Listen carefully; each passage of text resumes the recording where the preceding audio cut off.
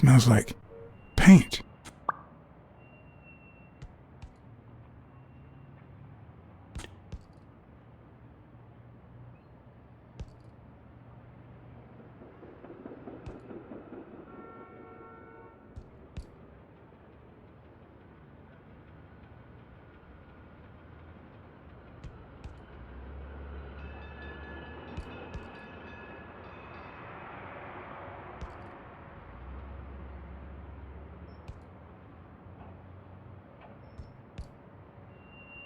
Bastards.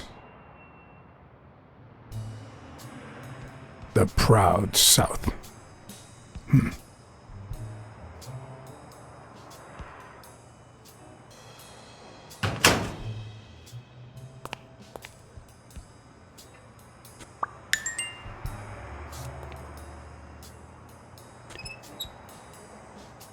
Of course.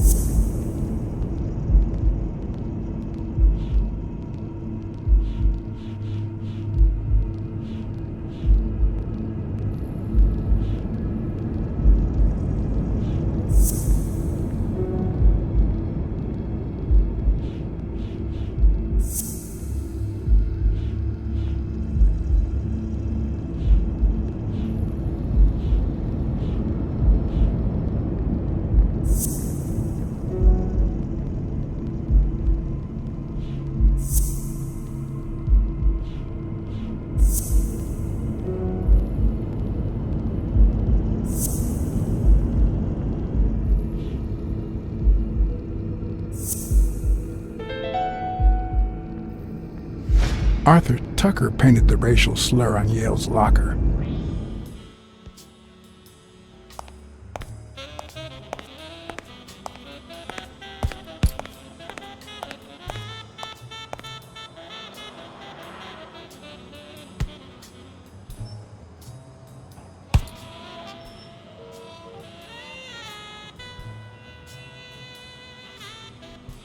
Not all folks are as open-minded as Dunn. I happen to know who painted the lockers. Arthur Tucker. I knew it! I knew it was him, that bastard. I'm gonna whip the white out of him. Do you remember anything else about Joe Dunn and Bobby Yale's argument? No, not really, no. Only Joe yelling. If you do, I'll call off the fight and kick you out of the gym.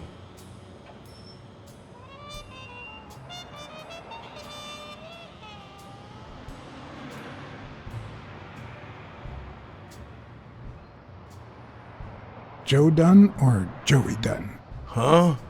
Nobody called him Joey. Well, maybe his wife.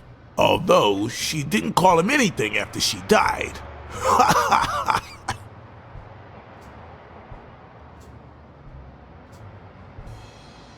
found an empty wine bottle on the rooftop. Did Joe Dunn drink? Only for a while, back when his wife died. But eventually he quit. After that, he'd only drink on special occasions.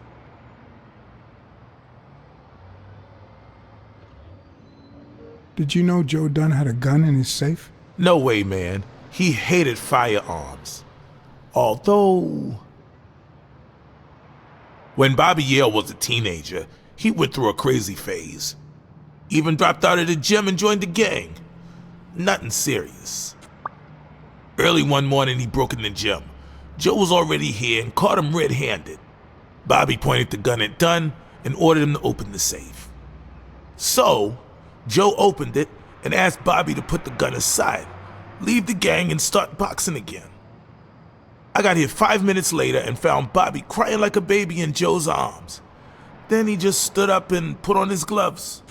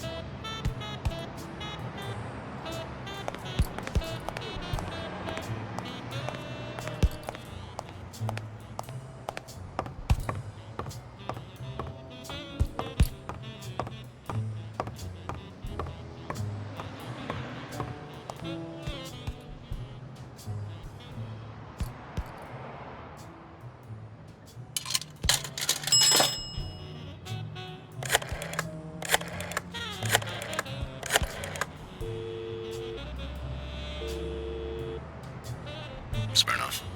I think I have a new lead on the Dunn case. Dunn and the gym's cleaning lady were about to get married. Great. Call What's News. They'll know what to do with such an incredibly interesting piece of information. The combination on Dunn's safe was her birthday. He even gave her a ring. You know, your typical suicidal bliss. Okay, I'm still not convinced, but I might have something for you.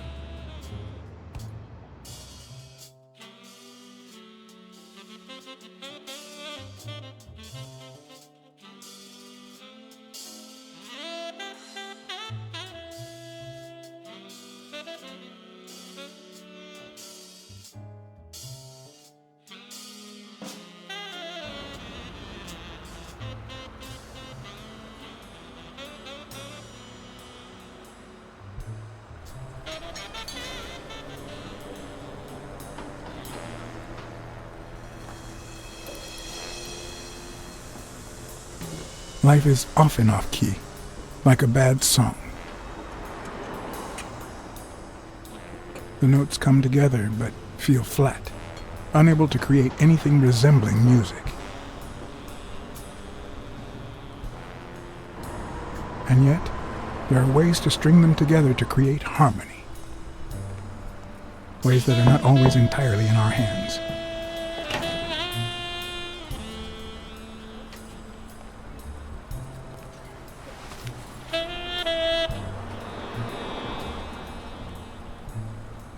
You look tired, John. I can't help it. It's just the way we cats are. Well, I can't help but be glad to see you. Yep, I'm beat. I'm starving. Just got back from the annual police medical. Not only did I have to fast, but I also had to chug 2 enormous glasses of water. John, you alright? I've had better days, and I'll have them again, I hope. We both deserve to. The thing is, I'd love to help you out with this case, but I can't. You know I work for the state of New York. If I had any information, I couldn't share it with a private eye. Even if it was lying on top of this table. You drank 2 huge glasses of water. How are your kidneys coping with that? Yeah, you're right. Maybe I should go to the... If you'll excuse me.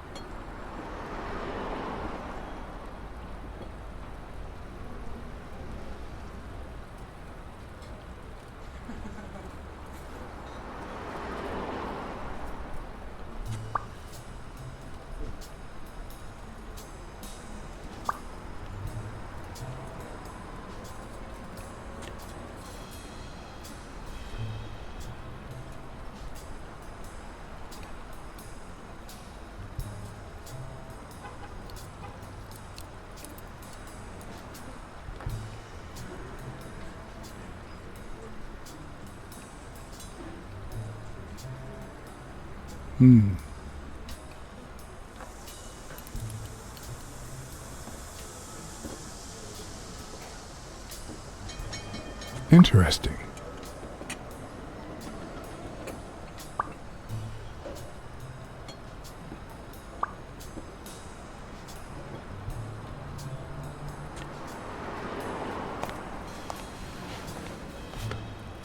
Now I feel even thinner. So do my kidneys. Thanks. Truth is, John, It all seemed clear to me before, but now? Please, promise me you won't take the law into your own hands. I'd like to think we're not just vigilantes. I'll try, but sometimes there's no alternative. All right. In any case, keep me posted, will you? Friend, you can count on it. Take care, John. As always, Smirnov had given me new, potentially relevant information. Not to mention second thoughts. When an old dog like him gets that serious, one must be prepared to bite.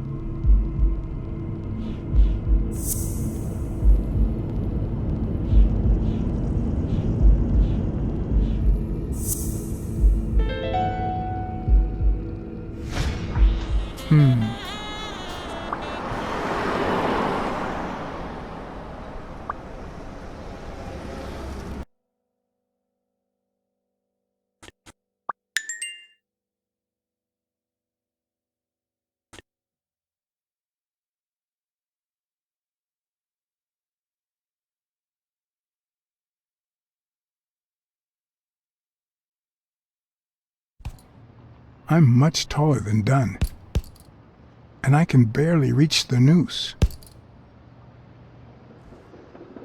There's no way Dunn hanged himself. Not on his own, at least.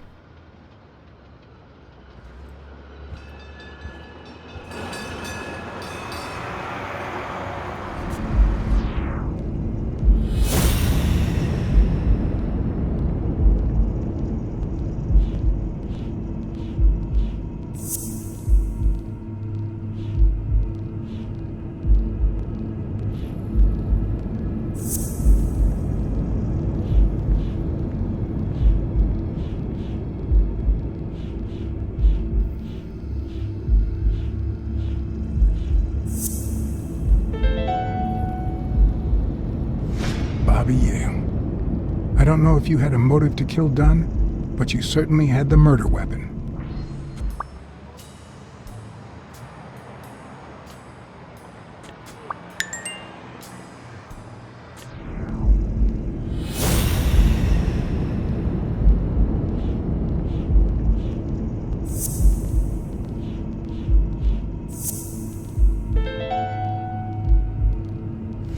All right. Dunn punched a paint can, but why? Wasn't he calm and composed?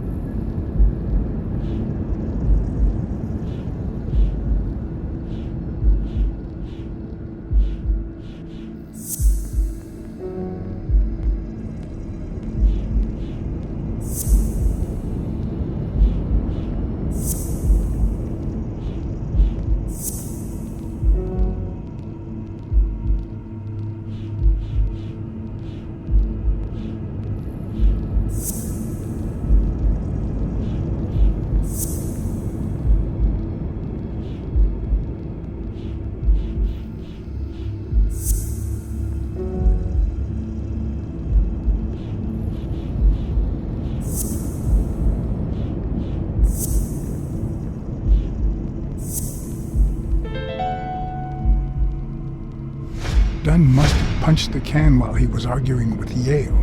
I guess that explains why he threatened to call the fight off.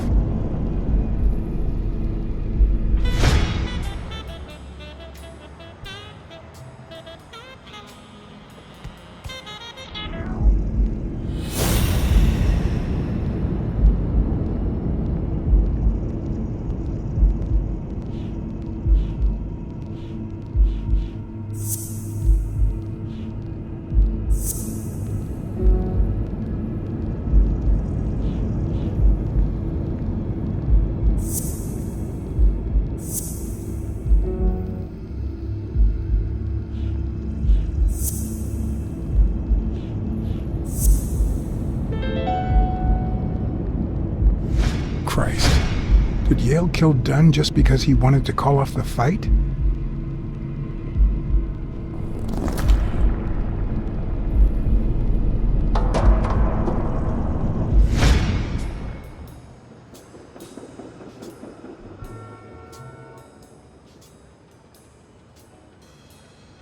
I always knew Bobby had issues. But I never thought he'd go that far.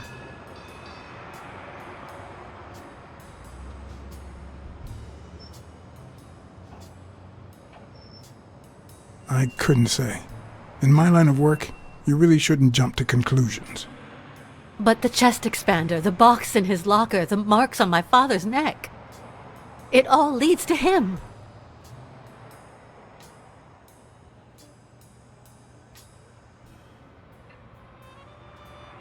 In any case, that doesn't change a thing. It does, actually. Now we know he didn't kill himself. My father's still dead, and you still haven't found Bobby Yale. Nothing has changed. Opening the safe and finding my father's will won't help us achieve anything. So please hurry. Time's wasting.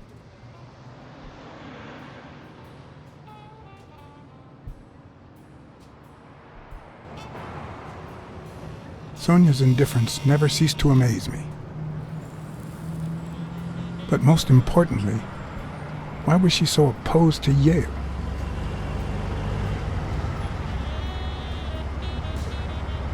John Blacksad? I think I owe you an apology.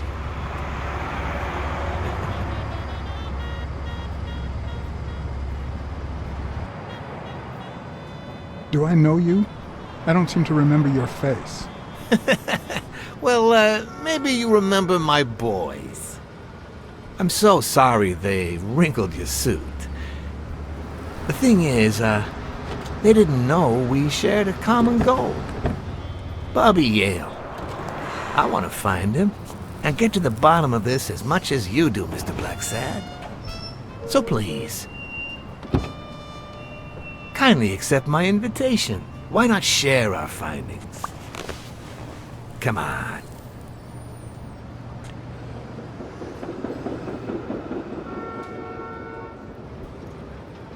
Of course. You don't mind me riding in this fancy car with a wrinkled suit, do you? Oh, I think you look mighty dapper, Mr. Blacksad. Although, if those wrinkles were to rub off on me...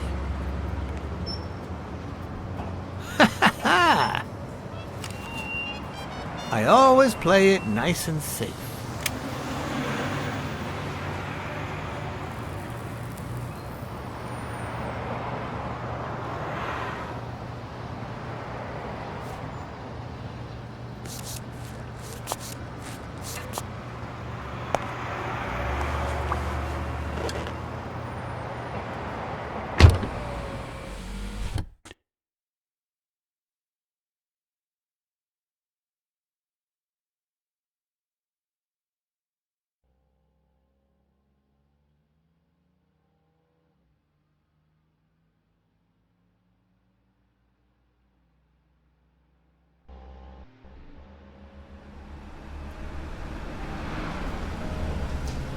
Thank you, Blacksad. You won't regret this. So let's cut to the chase. I need Bobby Yale to fight Stone. There's just too much money at stake. So, I'm offering you my help to find Yale. Let's work together.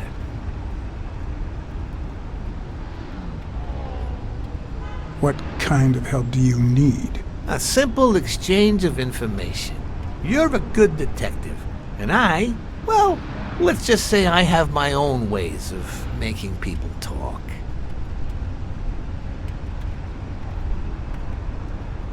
All right, then. Let's work together. I thought you'd be hard to convince, that you'd appeal to the moral high ground or something. Please, hear me out. Let's say I bet a beer that we find Yale in 3 days, and you bet a beer that we don't. In 3 days, one of us has to buy the other a beer. Is that so bad? We're simply two grown men using our money and free will to conduct a small private exchange. And most importantly, we're not hurting anyone. So, yeah, I run a gambling business. What's so bad about that? It's illegal for starters. Illegal? Let me tell you what should be illegal. The way our government is ruining America. We live in a so-called free country, a place where honest people can make a living, provided they don't hurt anybody. We're not communists. Well, at least I'm not. I would have never thought otherwise. As for me, I'm not either. Ha! Well then, you see, we're all among friends. In any case, that's not my point. The government betrays our nation's values by passing communist laws that forbid an honest man like me to make a living without hurting a soul. And that, Mr. Blacksad, is just wrong. I'd even say it's unconstitutional. Do you get my point now?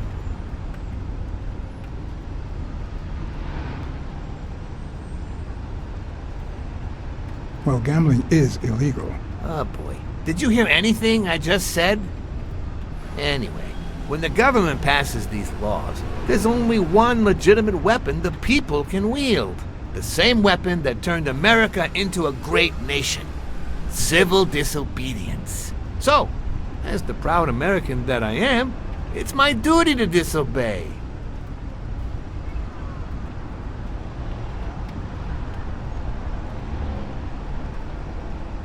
Sure, but there's no room for your ways in civil disobedience. My ways? Oh, I know what you're getting at.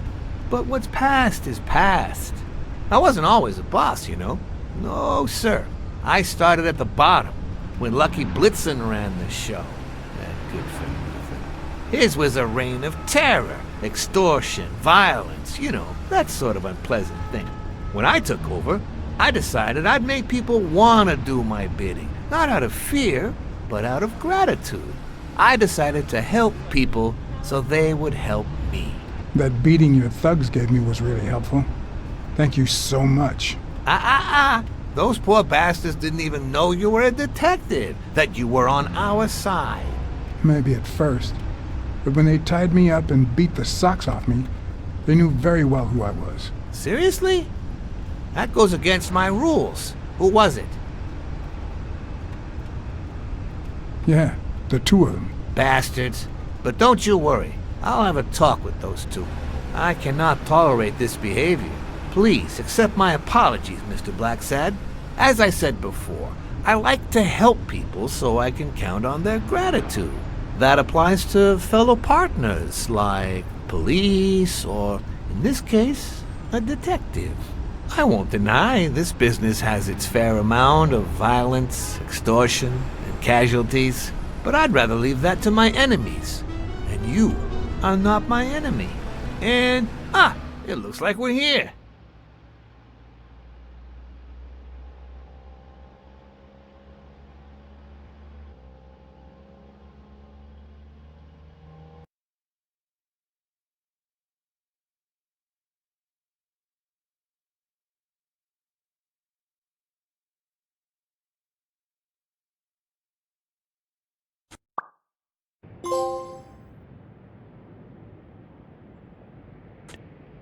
Yale's apartment? I told you I'm on your side. Go ahead, search the place. I'll wait down here. When you're done, you can honor our arrangement and share your findings with me. Or not. It's your call, Mr. Blacksad. I'll make sure you're suitably compensated. Colbert! Wilson!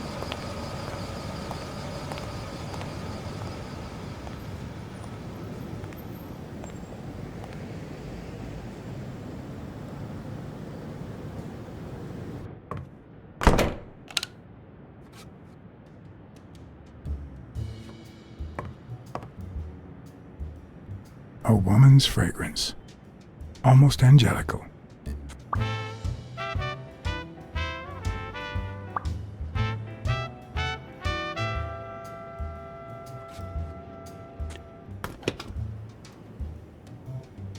I'm not sure how Yale's love of pickles will help me crack the case, but it's good to know.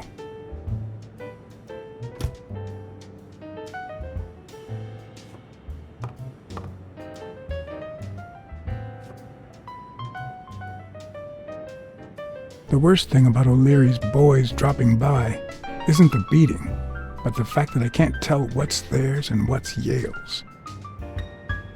Doesn't seem like the best food for a boxer. Then again, it could be your classic bookie thug lunch.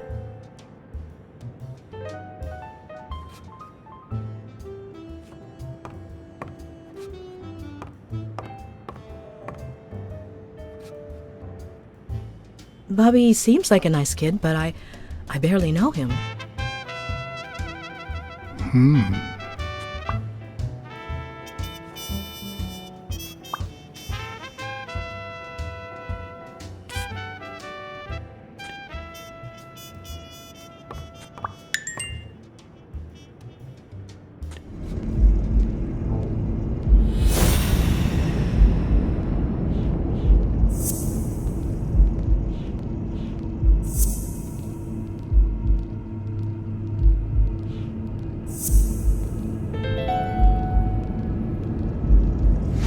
That means she's been here recently, but why? What does Sweet Mary have to do with Yale, the murder suspect?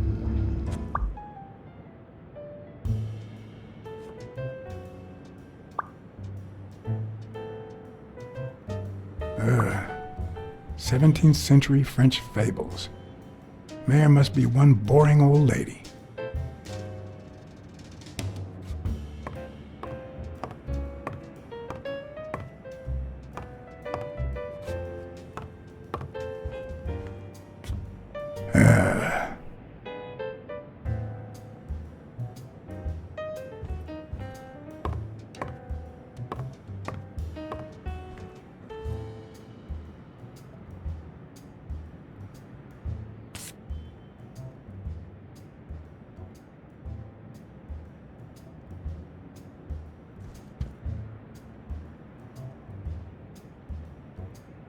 So, you like your mob stories, don't you, Bobby? Seems like Bobby inherited something more than boxing skills from his father, besides the tendency to vanish into thin air, of course. Nice chain.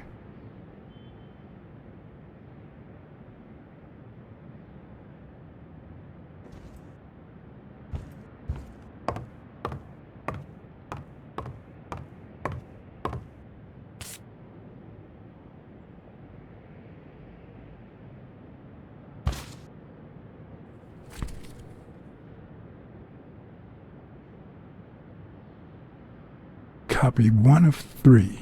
Do you know any of his relatives? His father,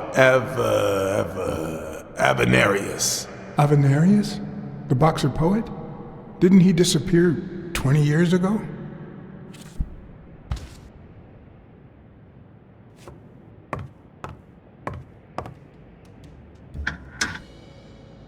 Why would you want such a big closet for so few clothes? Unless someone emptied it recently.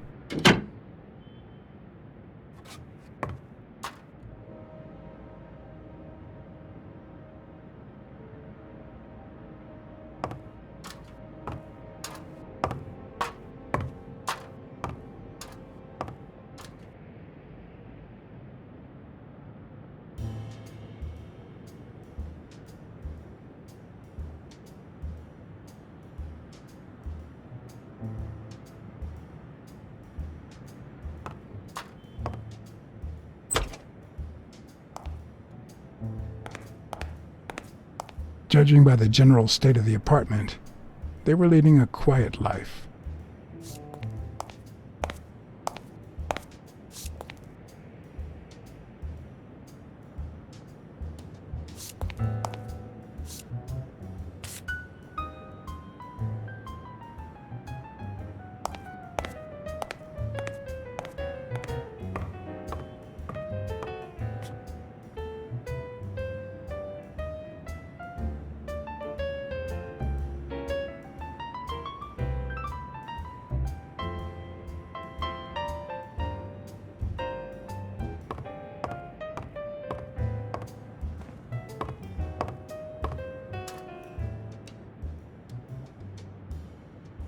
With people like O'Leary, you just never know.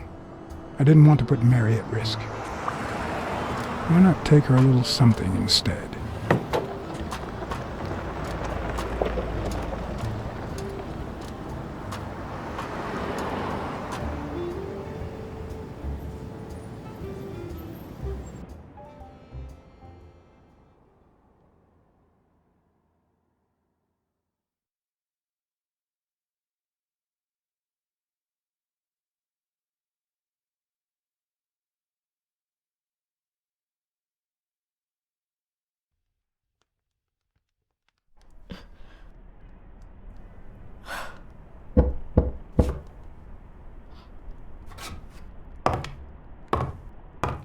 I've never trusted angels. Mr. Blacksad? What a... Surprise? When they fall, they turn into demons.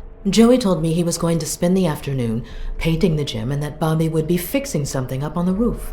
So, after I found the body and called the police, I went to Bobby's place, but he wasn't there.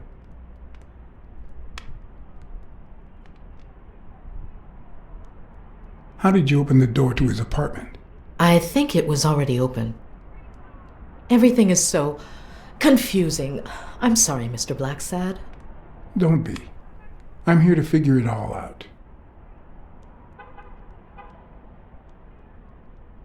What's your relationship with Bobby Yale?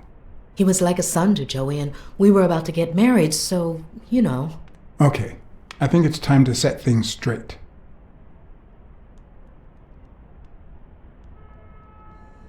I knew you were cheating on Dunn with Yale. Or was it the other way around? No! How can you even think of something like that? How can you convince me otherwise? I found a picture at Yale's apartment. It's you and him on a roller coaster. Care to explain, Miss Purnell? I'm not white, Mr. Blacksad. What? 7 of my great-grandparents were white. The 8th was black. According to law, I'm a black citizen, even if my skin says the contrary. Do you know what that means when you're born in North Arlington, Alabama? Segregated schools and a worse education for colored children. We even have different water fountains, for God's sake. The separate but equal doctrine and all that. That garbage. And all the lies. That's why I moved here. No one knows what color my great-grandparents were. I'm black too, and I don't hide it. Well, at least you're a man. In any case, what's that have to do with Bobby Yale? He's my nephew, Mr. Blacksad. Joe and I first started taking care of poor Bobby when my sister died. That was when he was almost 15. The 3 of us went on that trip to Luna Park. So this is where Joe Dunn comes in. Bobby was the only one who knew about me and Joey. We were afraid that someone would use my past to ruin his career. It's not the first time I hear that story. You should have told me this sooner. I've been hiding it all my life. I'm sorry.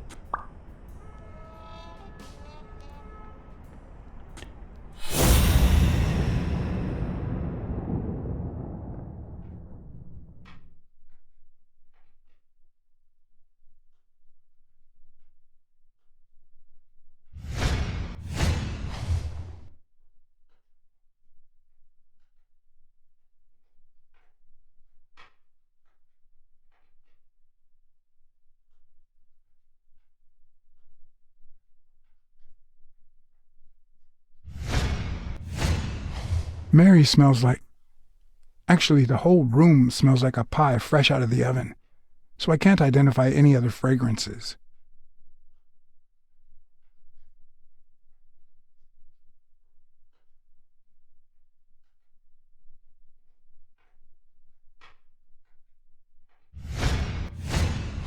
TV and radio all in one. Where will these mad times lead us?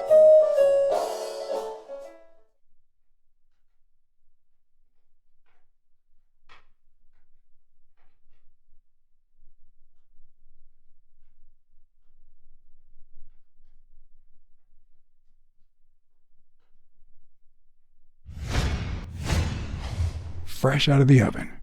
The whole room smells like pie.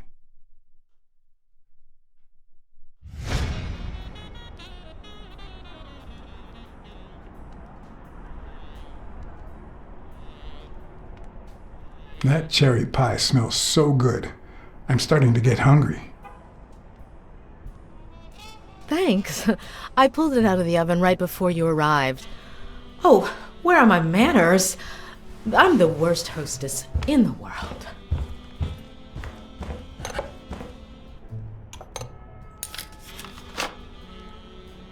Let me go get a knife from the kitchen.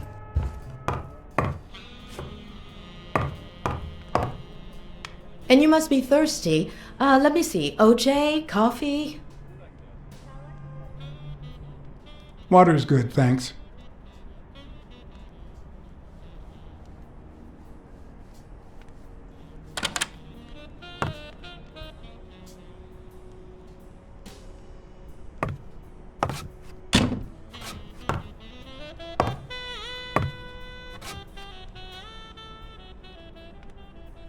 Sorry, I was going to help you with that.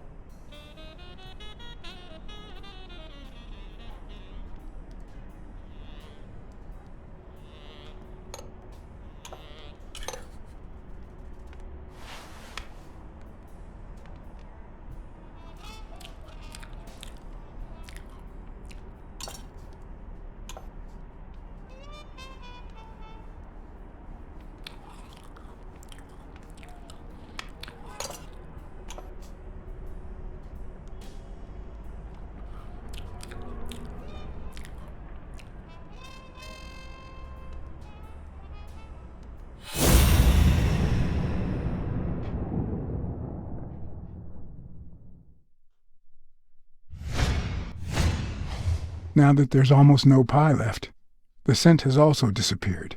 Interesting. Now Mary smells like a huge dog.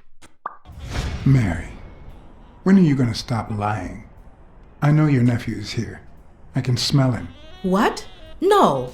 I already told you I don't know where he is.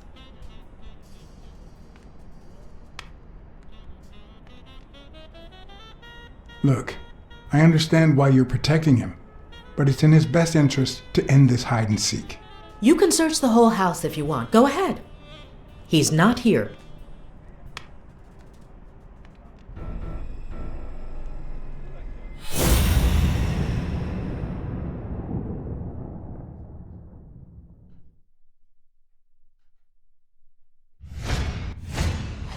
Wait a minute. She's not the one who smells like that.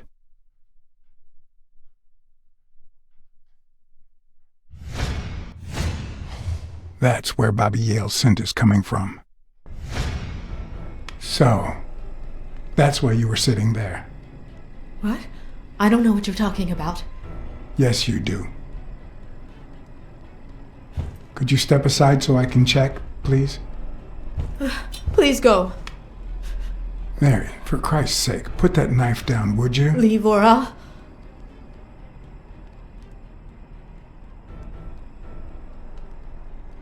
Mary, please, calm down. I mean it. I don't want to hurt you. Leave her alone! Bobby!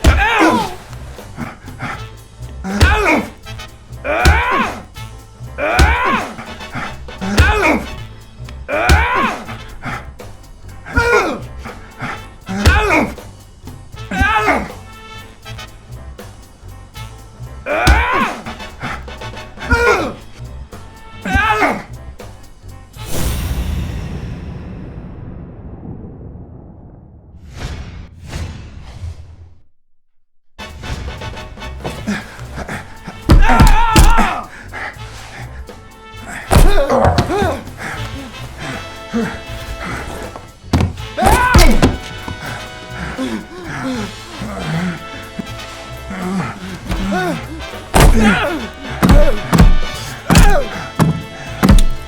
gonna kill you!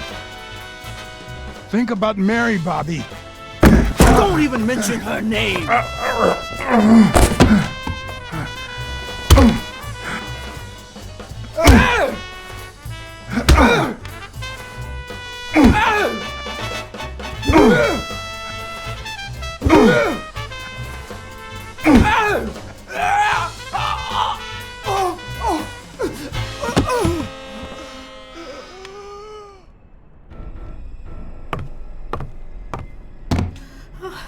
Bobby!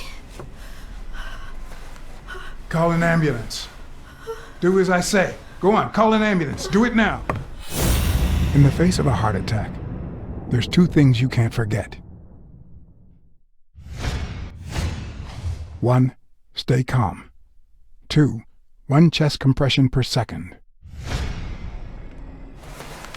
1 Mississippi. 2 Mississippi. 3 Mississippi. 4 Mississippi. 5 Mississippi. 6 Mississippi. Bobby! Oh, Bobby!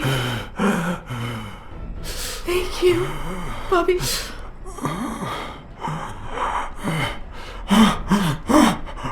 Bobby. Thank you.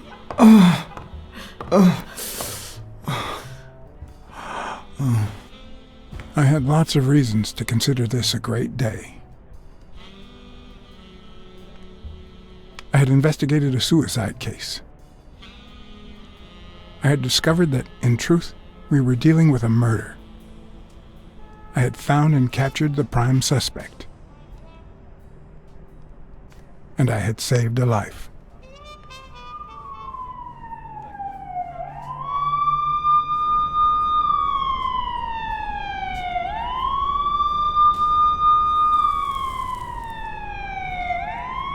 And yet, everything in me screamed that something was going wrong.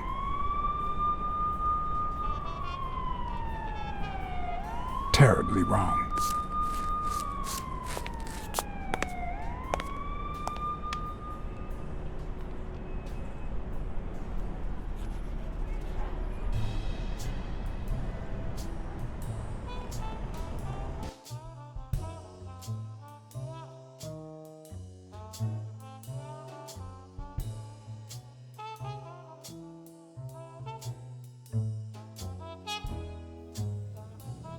Promise me you won't take the law into your own hands. I'd like to think we're not just vigilantes.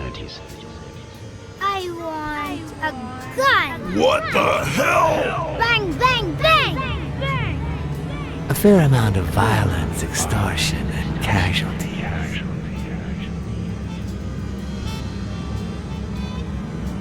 I hate detectives. Bang, bang, bang! You're dead meat, cat.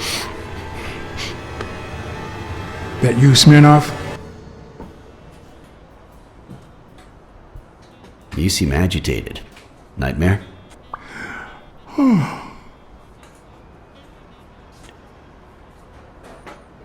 Yeah, I have a lot of those. Yeah, that makes 2 of us. Anyway, why don't you go home? In his current condition, Yale's not going anywhere. Besides, we'll take it from here.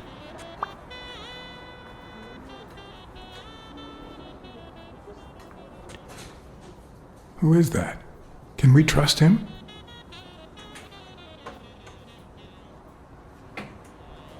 I know how to pick my men, John. You? I'm not so sure. I asked you not to get involved, or at least give me a heads up.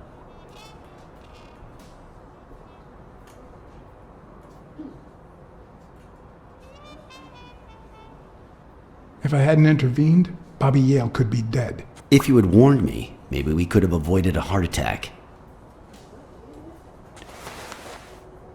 Anyway, what's done is done.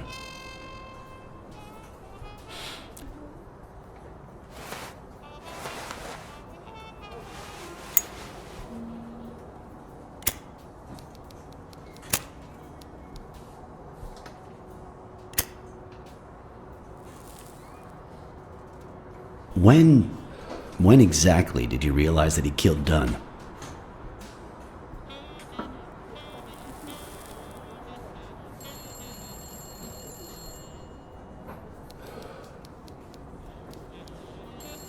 Out of sheer curiosity. I'm a cop after all. To be honest, I'm not so sure Yale killed anyone. How about the motive? Any ideas?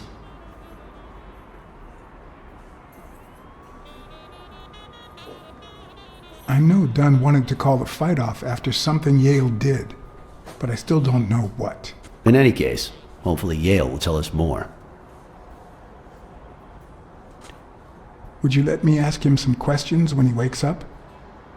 I know you will, with or without my permission, so I'd rather not feel betrayed. In exchange, drop by the station when you can. Your investigation could really help my men. Who, by the way, must be waiting for me to interrogate Mary Purnell. Boy, she was hard to pry from Yale's side.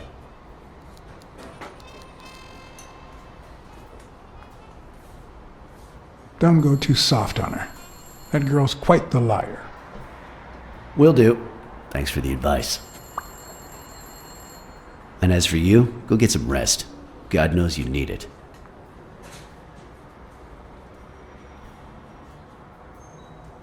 You think sleeping will cure this? Tell the nurses to look at that face of yours. You look like a film detective in his last scene. I'm afraid this film isn't over yet. For your sake, I hope you're wrong. You're in charge now, officer. Okay. I'll send you relief in 6 hours. Understood? Doctor, Who are... Oh, detective. Congratulations. You fared pretty well against that kid. Better than most would have. Now, if you'll excuse me. do I look like I fared well to you?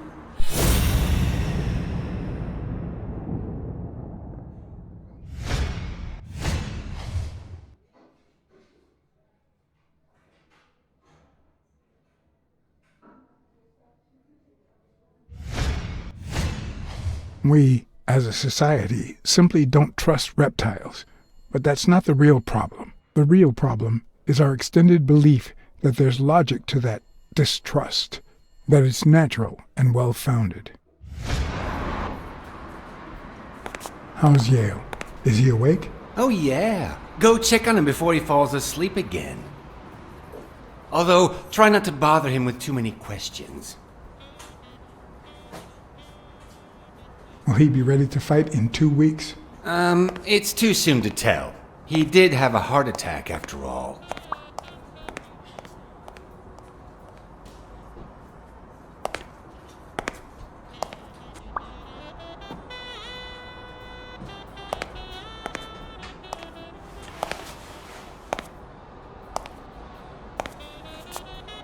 Go away. I don't want to see you. The doctor told me to sleep. I rarely get to interrogate a suspect with his guard down in a place as quiet as this. Getting the chance to study his body language with no distractions is a rare gift.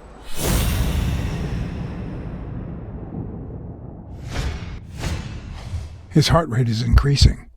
It could mean that he's lying, but it could also just be pure, unadulterated rage.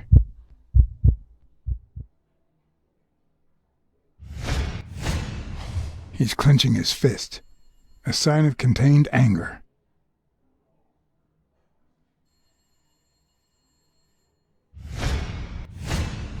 He's looking straight at me.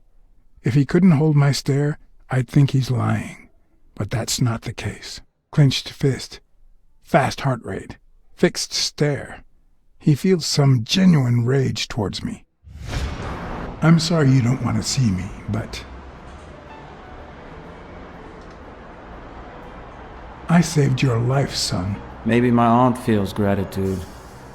I certainly don't. Luckily, I just got my medication. I'll be snoozing soon. All right, I'll just cut to the chase.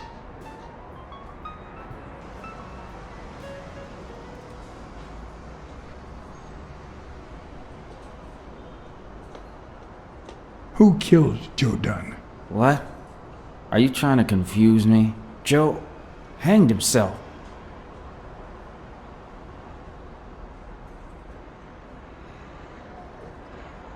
Dunn was too short to hang himself with that rope. So, it's true? He was murdered.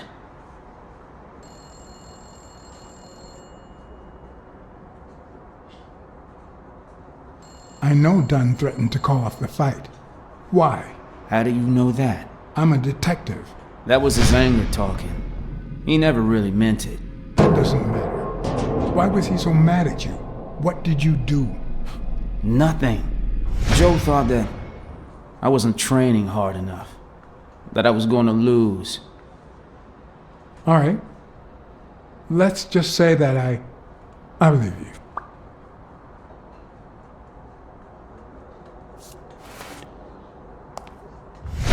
The murderer killed Dunn with a chest expander and planted evidence to make us believe it was suicide. But he also left enough clues behind to make sure we found the true murder weapon.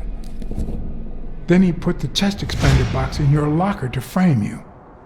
Do you know anyone that twisted and who also happens to have a motive? I don't know.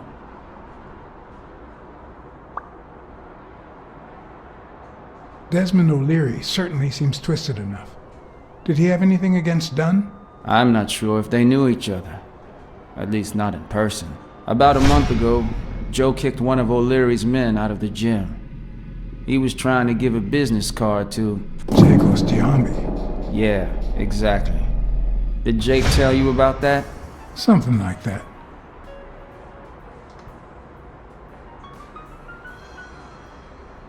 What about Frank Cassidy? Do you think he has a motive? Maybe. A few weeks ago, Joe took me to a Boxing Managers Association meeting. Headed by Cassidy. Yeah. He was obsessed with making it illegal for boxers to fight without a manager. Or without an associated manager. Everyone seemed to go along with it until Joe spoke up. He said that would lower us to mob status. That Cassidy had founded the association just to make money by monopolizing the sport. That made others think twice. And Cassidy ended up empty-handed. Poor Cassidy.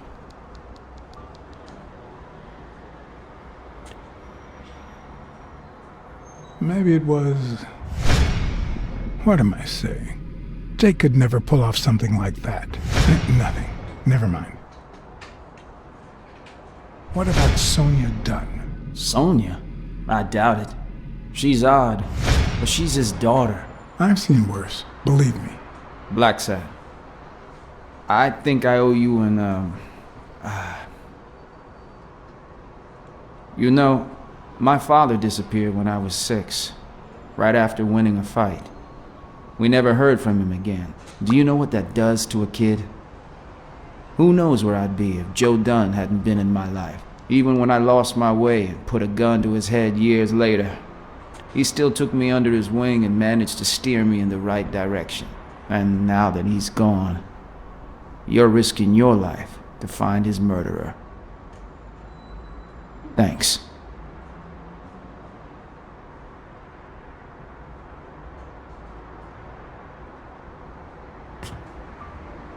You're welcome.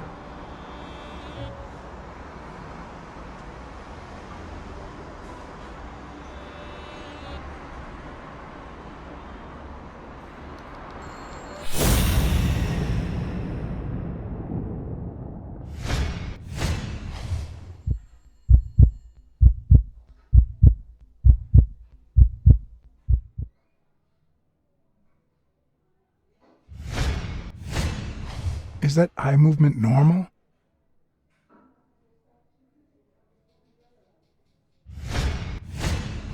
The hands say a lot about what's going on inside a person.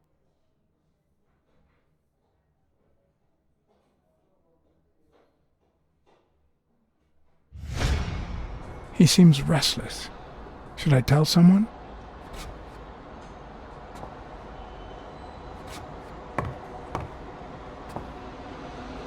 The number of cigarette butts is inversely proportional to my hours of sleep. Ah, damn.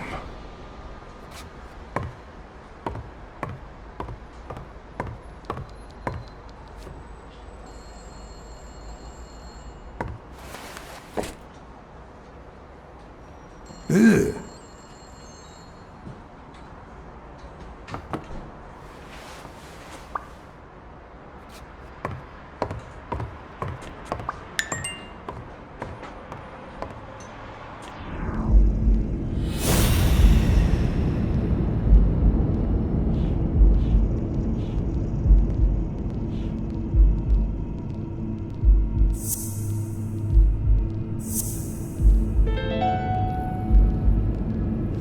No, the footprints don't match.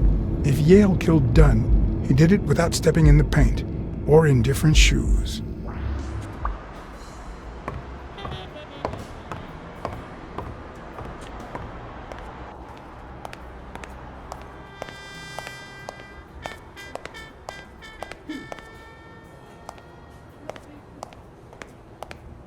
Hi. You're awake, handsome?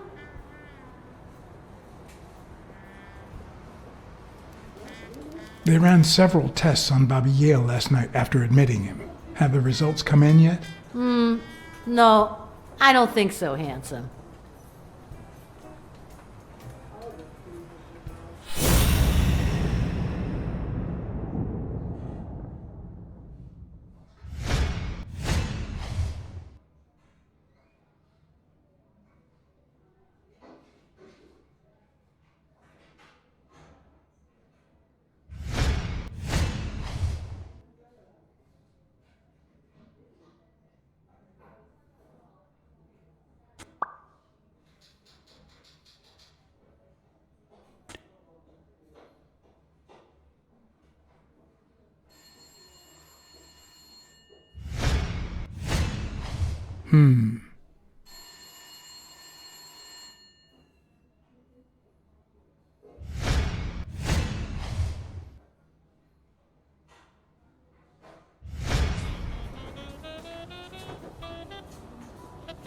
I'll take a pack of Morley's, please.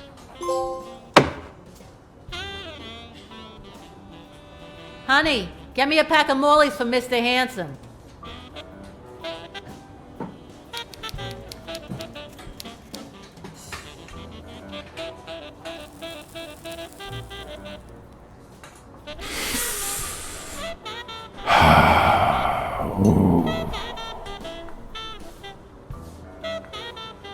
I won't be able to read Yale's medical report if she's around.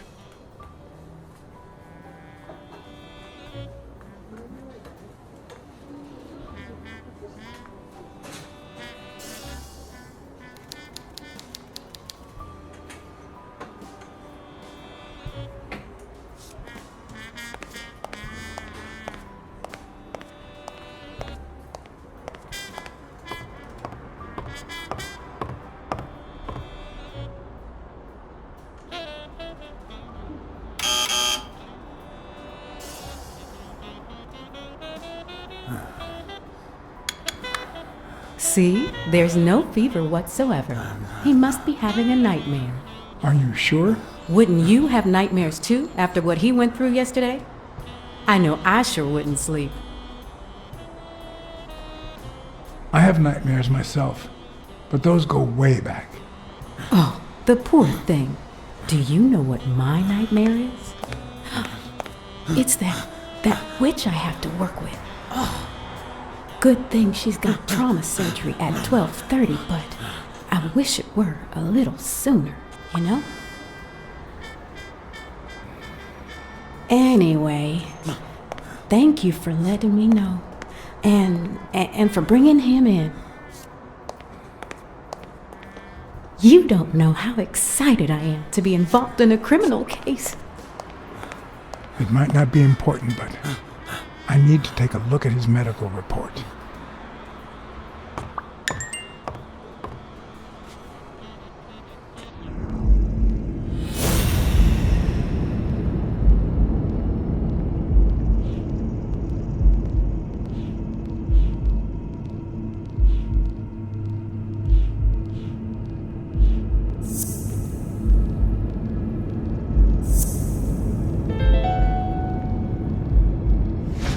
seems like the Doe nurse will be assisting Dr. Talbot during his 12:30 surgery. In 4 hours. Could I get them to operate any sooner?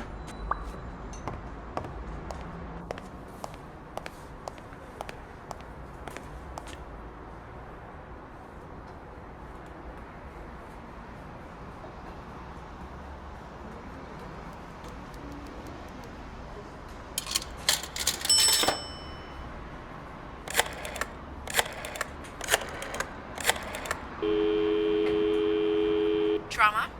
Sherry speaking. Get Dr. Gregor Talbot, please. Yes, 1 minute. No, actually, Dr. Talbot won't be in until 12:30 according to my registry. Can I ask who's calling, please?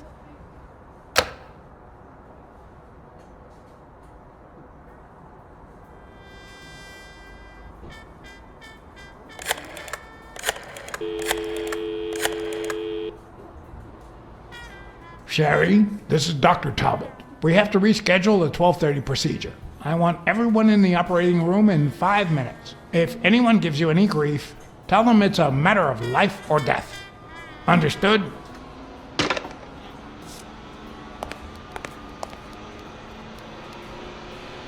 A matter of life and death. A matter of life and death. You've got to be kidding me.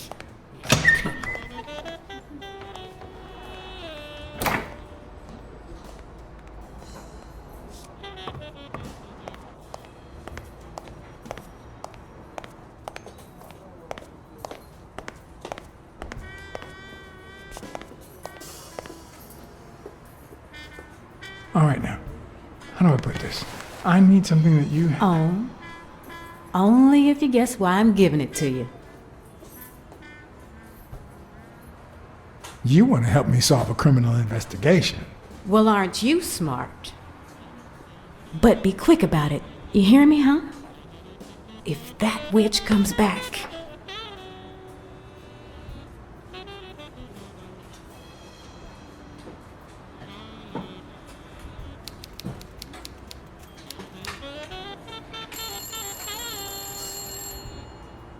What? What does it say here? Ah, you know doctors. The top handwriting is mine. Let's see. Extrasystole and dehydration caused by panic attack. Extra what? You know, arrhythmia, like skipped heartbeats. What about this here? It's a good thing I know that Mr. Yale is in Dr. Ferguson's hands. Otherwise, I'd be worried. Hey, no means no, miss. You really don't know who I am, do you? Miss, I've got orders. And the fact is, those orders say Here that... you are, Miss Dunn. Huh? Tell him, Blacksad. I can't get through that thick skull of his. You see, Highfill,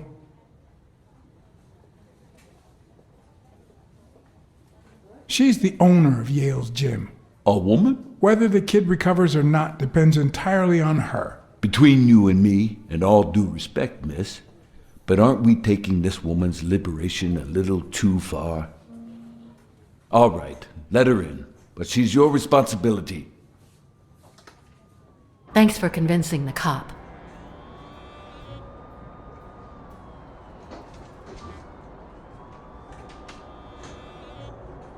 You hired me to find Yale. I wanted you to see him with your own eyes. I see. Anyway, you did your job.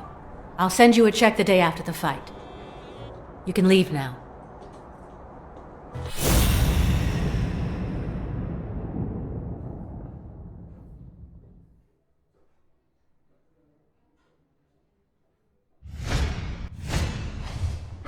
No.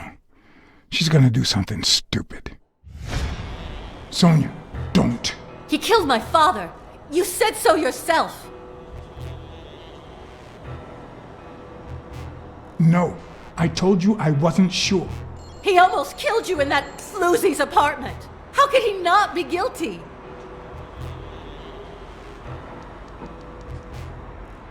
Your father wouldn't want you to do this. He was a just man, and this is not justice. Shut up! None of that matters. How could he not be guilty?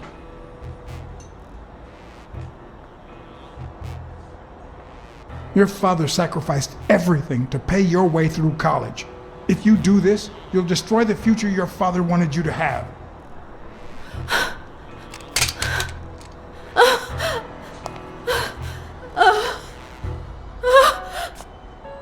Shh. It's okay.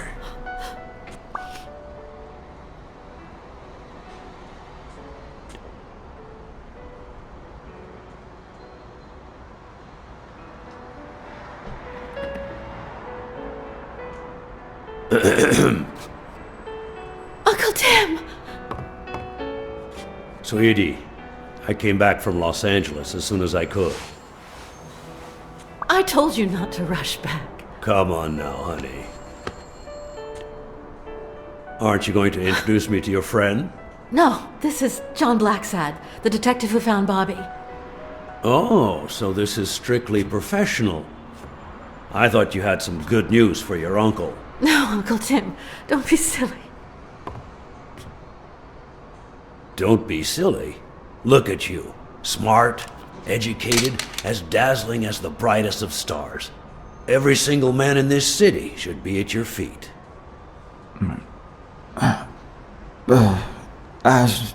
Come on, we'd better let him rest.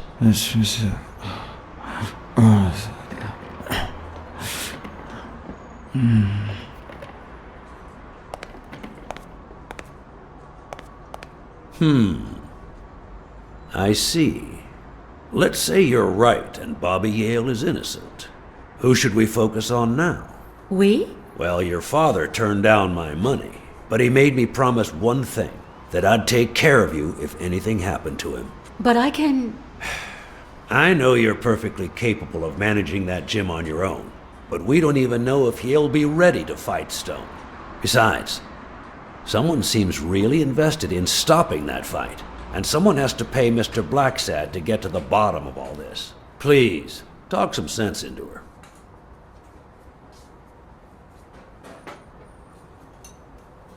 Your uncle is right. Your father wouldn't have wanted you to go through this alone. See? Listen to the detective.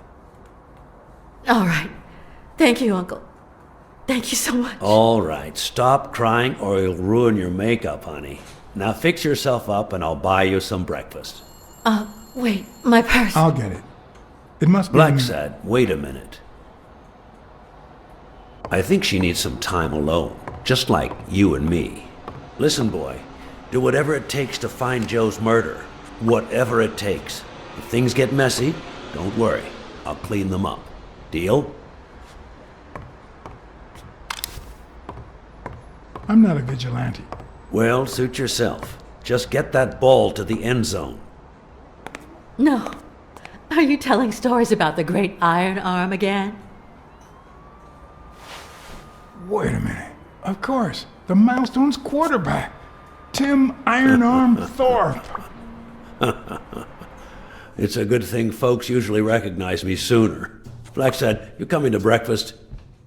I'd love to, but I have to go ask for a favor.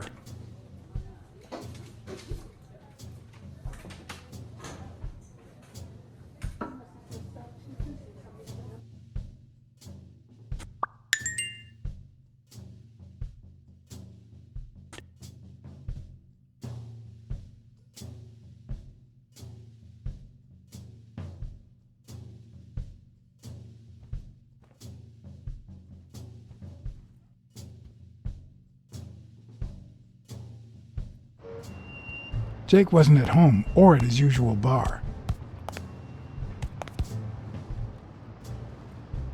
But on the third try, I found him.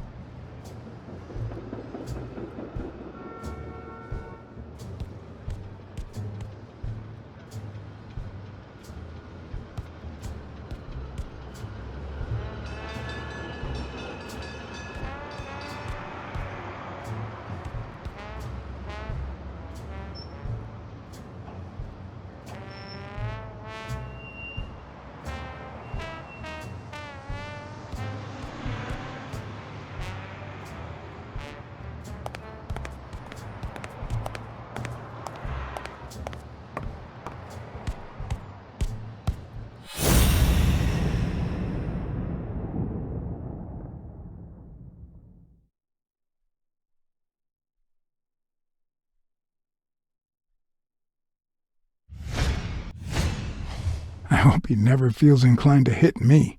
He's twice my size.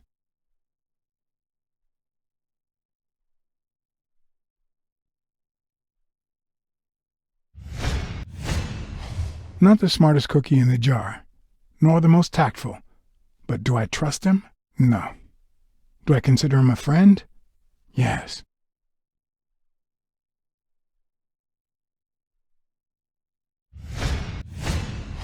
He's been training with those same shorts for who knows how long.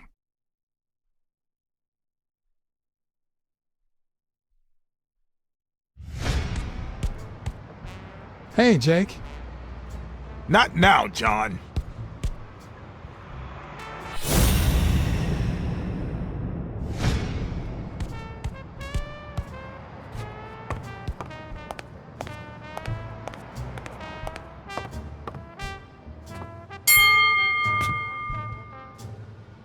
All right, that's enough. Take 5.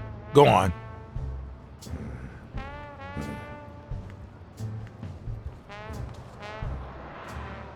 What, John? What's so important?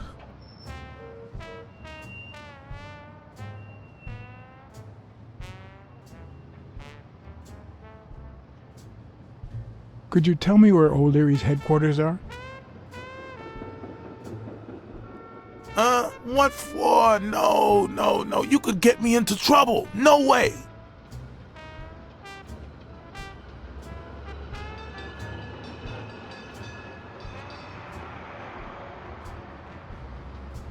You lied to me yesterday, and being the good friend that I am, I kept your secret. You owe me. I don't think I'd keep protecting you if we weren't friends. Although, if we were friends, you wouldn't hesitate to help me. Tell me, Jake, are we friends or not? Damned cat. All right. O'Leary's hideout is in the basement of a Chinese restaurant. But I don't even know how to get in.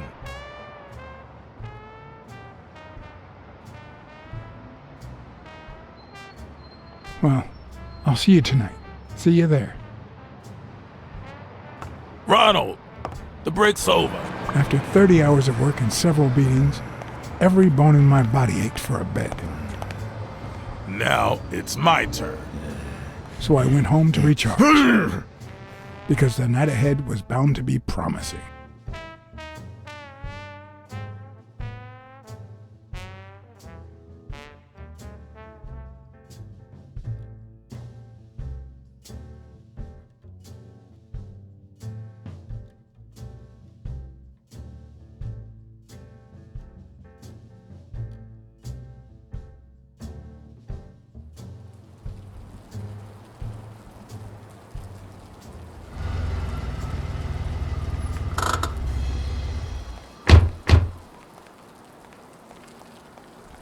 What do you know about that basement?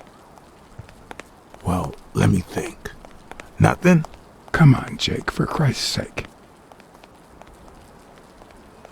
Strain that little boxer brain. You must know something. I've come to get O'Leary several times, but they always make me wait in the dining room. One day it was so late that the restaurant was closed. They made me call from a payphone in that alley over there to let them know I was here. A few minutes later, O'Leary came out the back door, that red one there. All right. You stay by the payphone. Wait till I'm inside. If you see anyone, call the same number you did that one time. Let it ring twice and hang up. Got it? Screw you! A promising night indeed.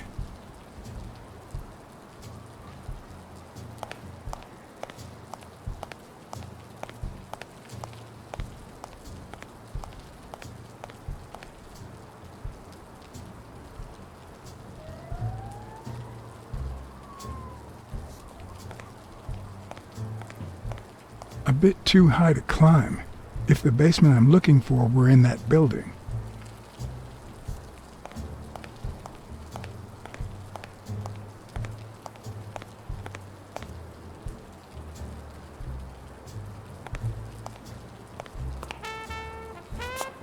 Stupid coyote!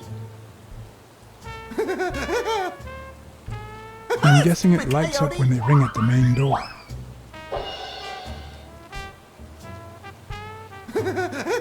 Would he even notice if I got in?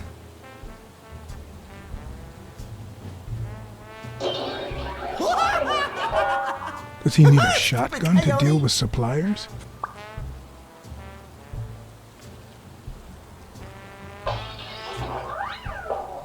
Maybe it leads to the basement.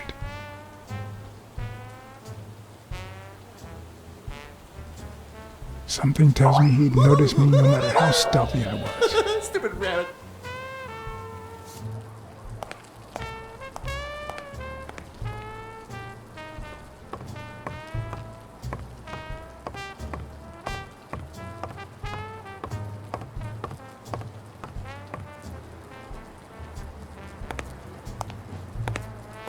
What happened?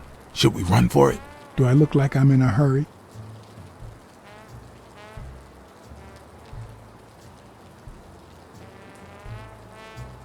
There's a guy watching TV inside the restaurant. A red panda, I think. Doesn't ring a bell. I don't recall any panda waiters. Are you done? What do you think?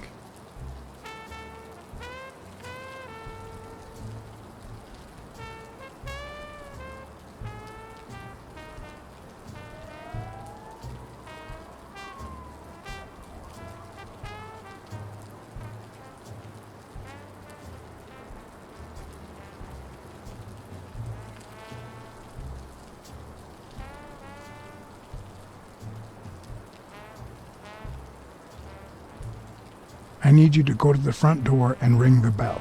Alright, is there a bar in that alley? Have you been drinking? Count to 30, ring the bell, then run for the car. Got it? Whoa, you better send a bunch of Natalias my way after this. So, now what are you gonna do? I'll open the door with my lockpicks. Once I'm in, I'm still not sure if I'll take the hall or the door on the right.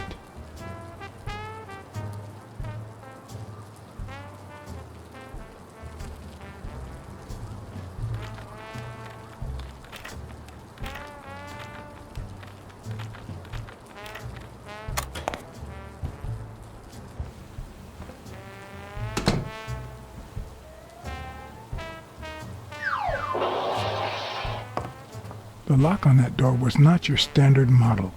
I had to give it my all.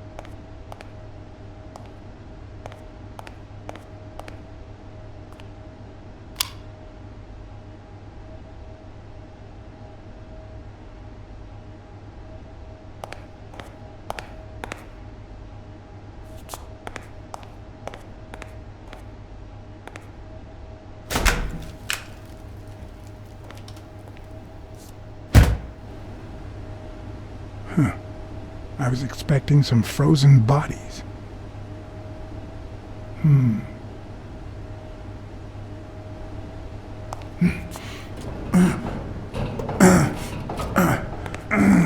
It won't budge.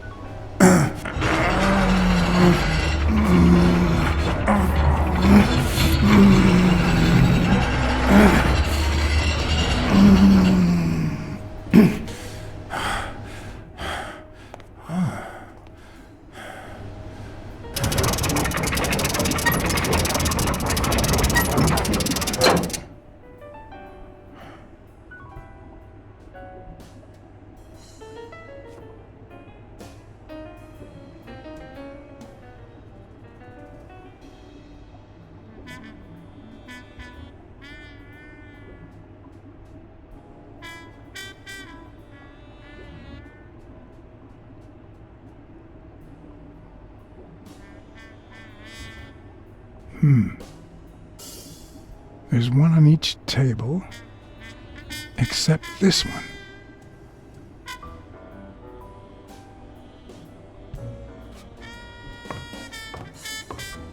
The odds are incredibly in Stone's favor. I guess that he's the reigning champion, and Bobby Yale is just a contender, but maybe word got out about his condition.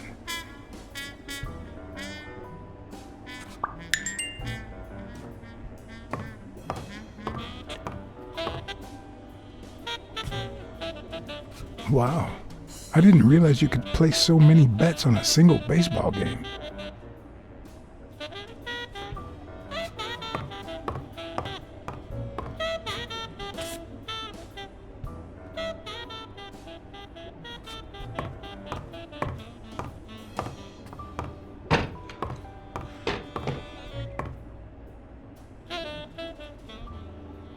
"16 days until the fight. Sometimes I forget that criminals, even the office variety, have family and kids. Anyway, maybe things aren't so bad on the dark side.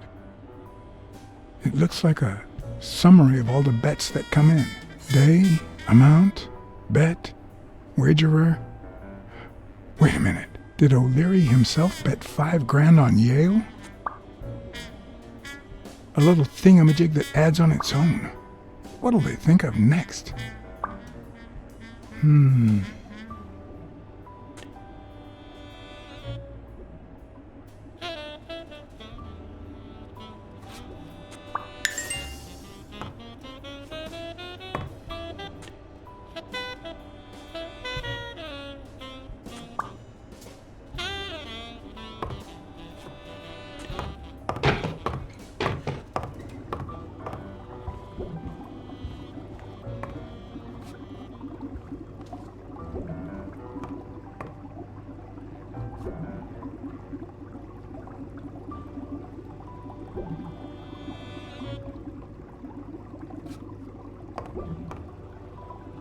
Could that be Ireland?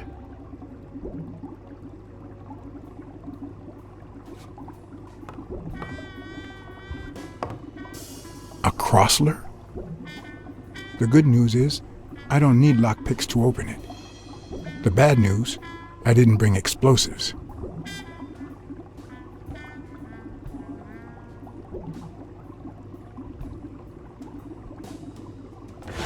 Dunn had $200 in his safe. O'Leary had about $20,000 in a drawer.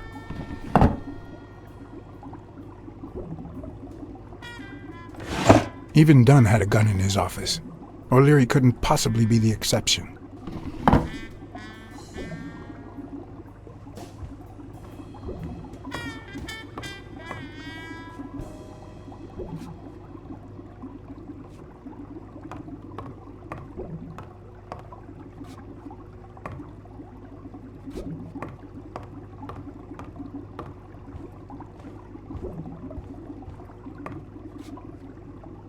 I'd say that's Ireland, too.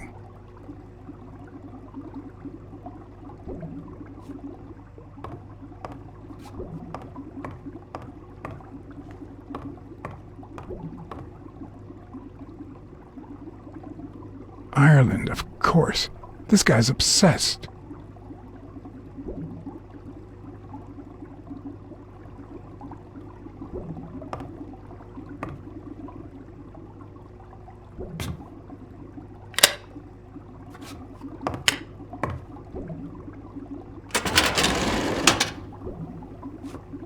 The painting concealed file after file of celebrity reports with all sorts of shady information, ranging from S to Z. Almost all of them were athletes. Is that what O'Leary meant when he said that detectives and police officers were his friends? I wonder how many spy for him. If I were to pitch in, who would I spy on?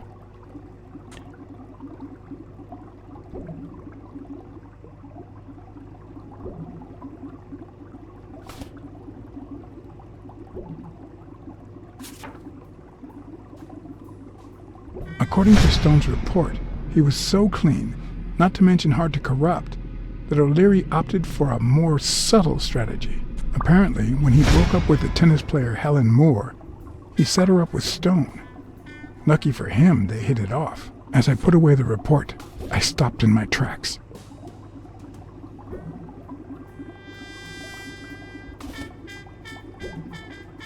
Did I really want to risk knowing what O'Leary had on my good friend, the incorruptible police commissioner?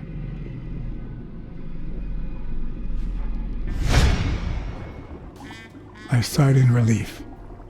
O'Leary had tried to buy Smirnoff on several occasions, but failed. Luckily, O'Leary had nothing on him, or me.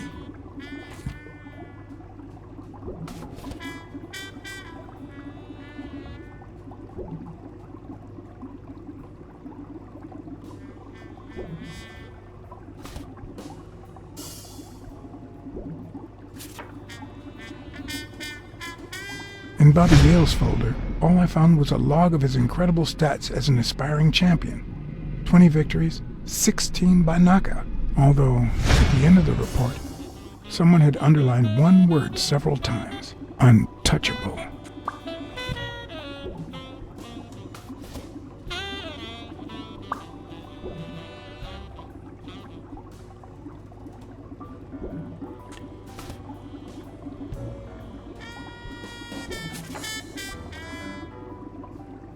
Thorpe had been a rising football star before the war, which he came back from with honors and decorations. After the truce, he resumed his career. He won 3 season trophies and a couple of MVP awards. He retired after an accident that left him paralyzed from the waist down. He started his own sports advertising agency 4 years ago, but according to the files, O'Leary hadn't even tried to corrupt him.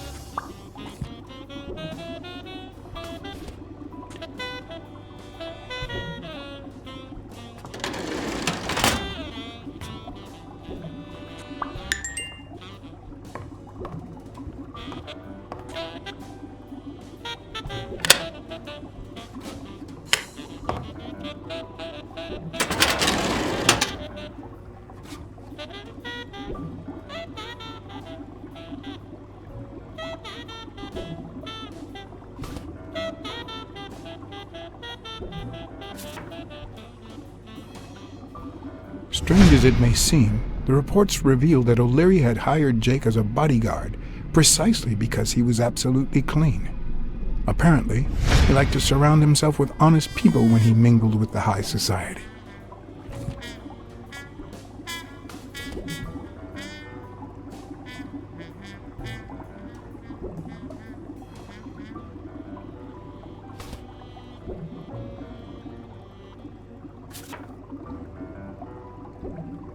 Helen Moore's file was, by far, one of the juiciest. She had been just a run-of-the-mill tennis player until O'Leary launched her career by rigging enough games to help her climb the ranking. However, O'Leary hadn't fixed any of her games in over a year. In spite of that, she remained undefeated. Be as it may, it was clear that O'Leary had enough information to ruin her career.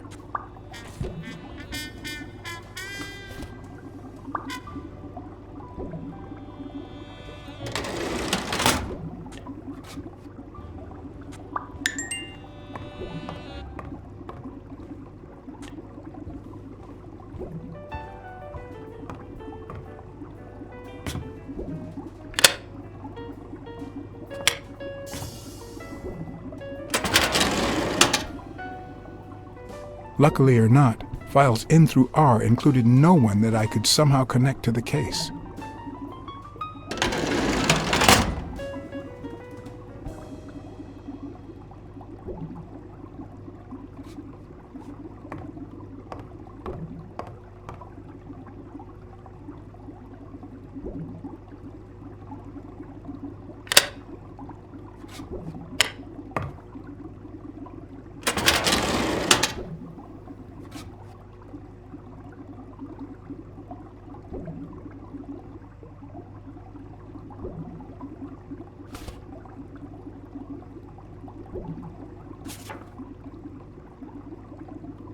Cassidy's report was possibly the longest among all of O'Leary's files. Apparently, their rivalry went way back. So much so that they spied on each other in the most unthinkable ways. At least I was able to confirm what Yale had told me. Cassidy had threatened Dunn after he refused to join the managers' union.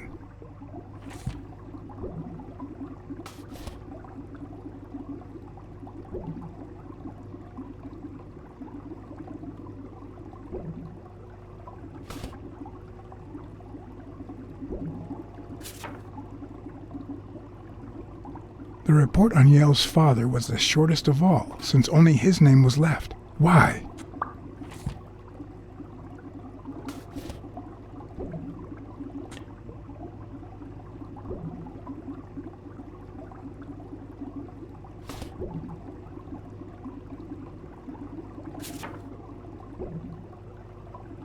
Dunn's integrity was legendary, even in O'Leary's shady reports, just like Yale had said. Dunn had kicked one of O'Leary's men out of the gym when he found him snooping around.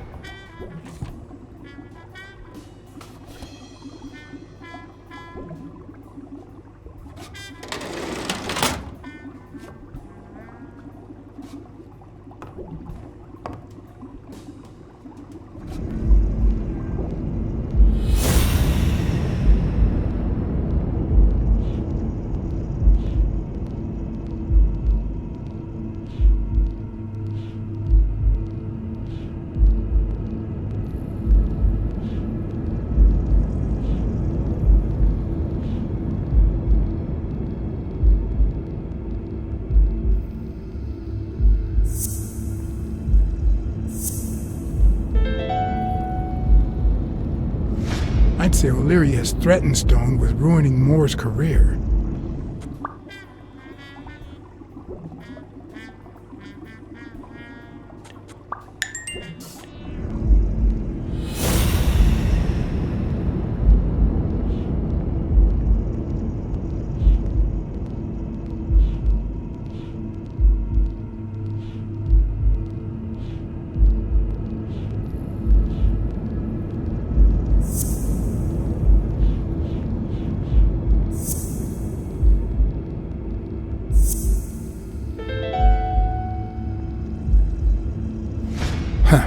That lizard isn't Yale's doctor.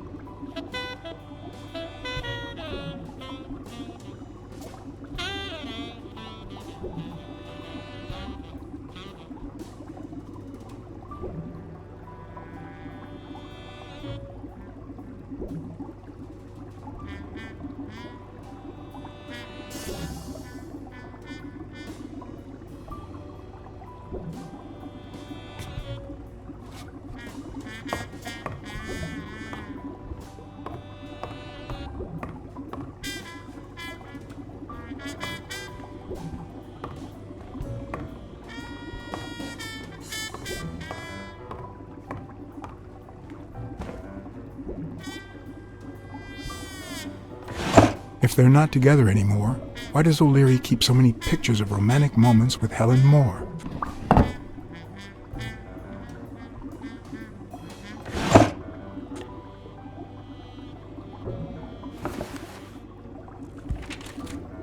Limited edition copy 2 of 3. We listen, if you call it listening, to the sentimental romance. Your eyes act like the moon.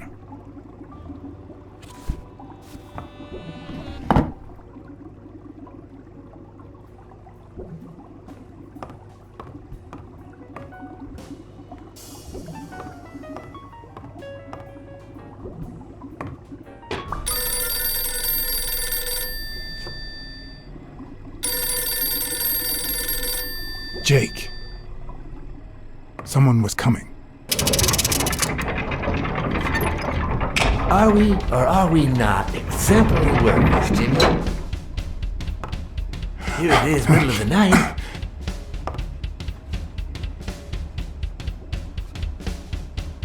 And we're working extra hours.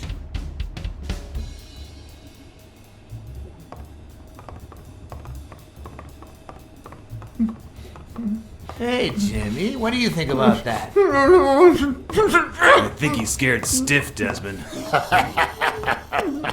Why's that, Jimmy? We're giving you the red carpet treatment. We even let you in the boss's office. You're one lucky fellow. You can't say I don't treat you well, Jimmy.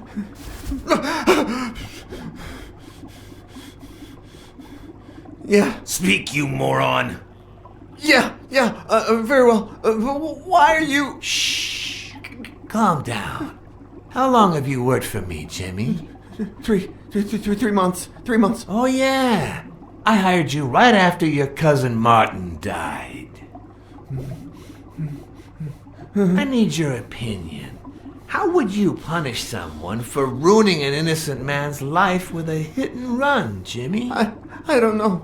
And tell me, what about you, Wilson? What would you do? No, please. I didn't do anything. I swear. He was a good guy. Of course, you already knew that. You knew him better than me, right? He was my cousin. That's why I hired you, Jimmy. You see, Martin was a dear friend. And his widow said you were a nice kid. That you do a good job and you needed the money.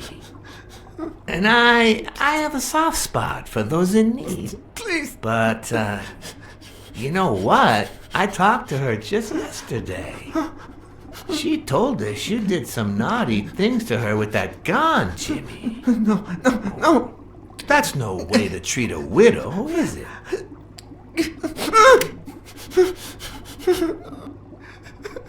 She's lying. Why would I do that? What about the kid? Are you so sure you know how long a kid can hold his breath? With his little head inside a toilet bowl? Son of a bitch. I didn't want to. It was his idea. Selfishly, I was glad I hadn't risked my life to save Jimmy. Maybe not even someone like him deserves to die. But one could also argue that I didn't deserve to die for someone like him. Who's your boss? Give me a name! Cassidy. It was his idea. He said you'd hired me if I'd managed to scare the widow, and I just... All right. Let's just... calm down now. It's gonna be okay.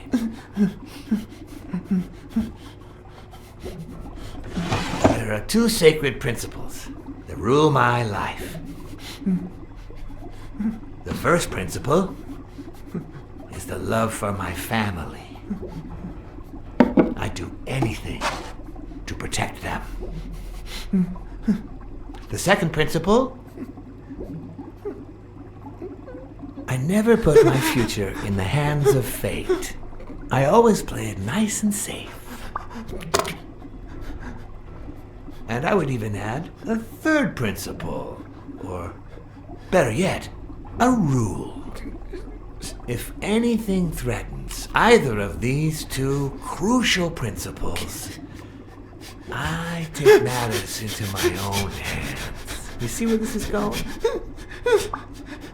For the first time, I got someone killed.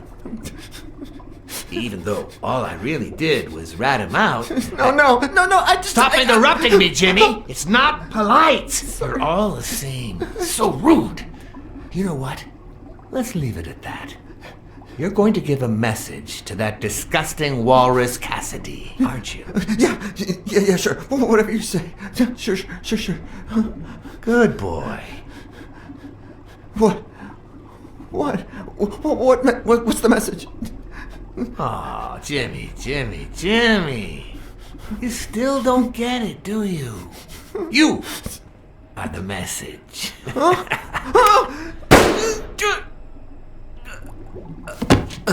Come on. Wrap him up. Make sure Cassidy gets the message for breakfast, will you?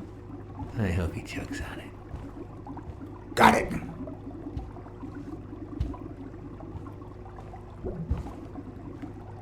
Where are you hiding, little fishy? Once again, you didn't get to hear the end of my story.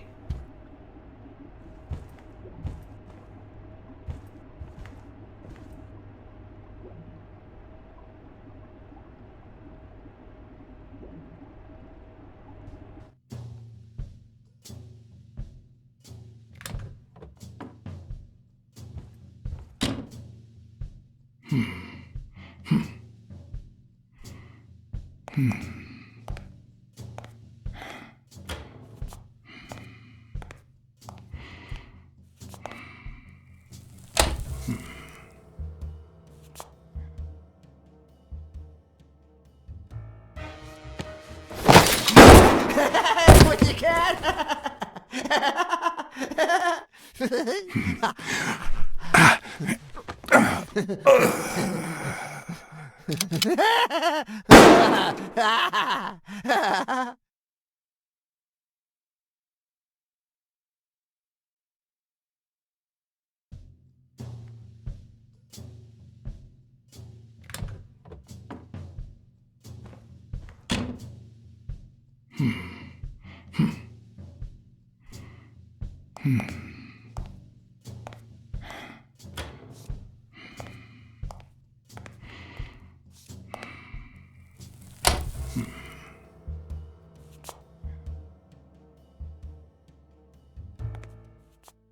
What?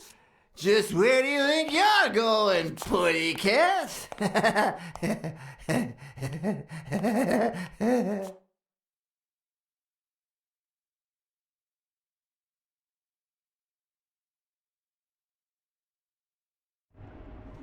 Two sacred principles rule my life. The first is the love I feel for my family.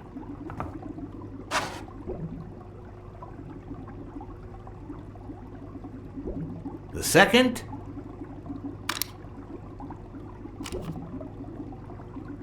never leave destiny in the hands of fate. I always play it nice and safe. And I'd even add a third principle, or better yet, a rule. If anything threatens either of these two principles, I take matters into my own hands. The first time that someone died because of me, even though all I did was rat him out, well, that guy ended up in the Hudson River, right off Pier 27. He's got to be even wetter than that fish by now. You should have seen his face. It's interesting what comes to mind when you think you're about to die. Suddenly all I could think about was how much I wanted a pet fish. You too, Bruce? Anyway, I was 14 years old, and I still dream about it. About his widow and his son. By then, I was adamant about buying a fish. But first... That was that. Never again. Nowadays, whether it's me who pulls the trigger or not, I have zero regrets. What's more, I sort of enjoy it.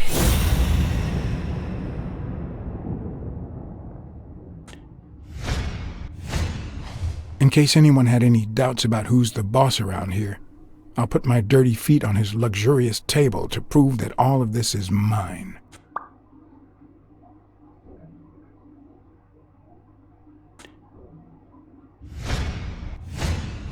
His pupils are dilated, and there's a slight grin on his face. The bastard is enjoying himself.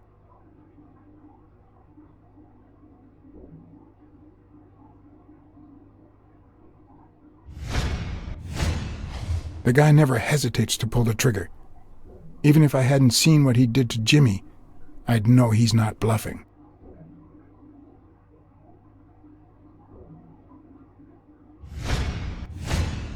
When a mob boss declares his love of family, it can only mean that A, he won't hesitate to ruin yours, and B, he's cheating on his wife.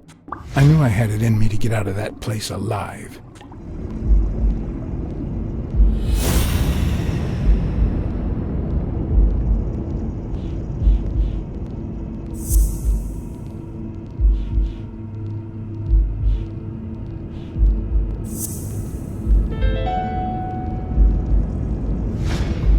No.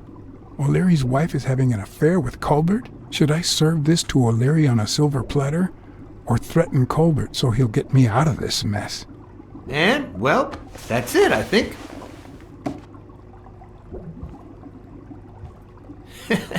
You know, Blacksad, I never made it this far.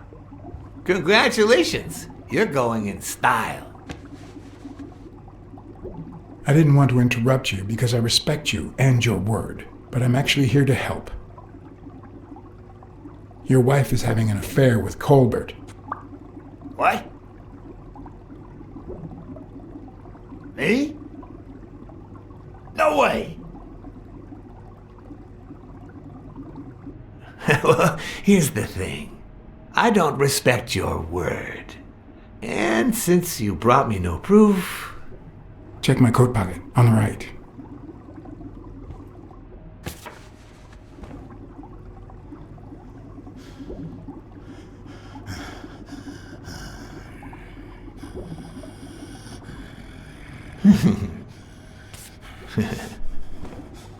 Oh, Blacksad, Blacksad, Blacksad. Oops. Thank you very much. And sorry for jumping to conclusions. First, you get a random beating from my men. And now this.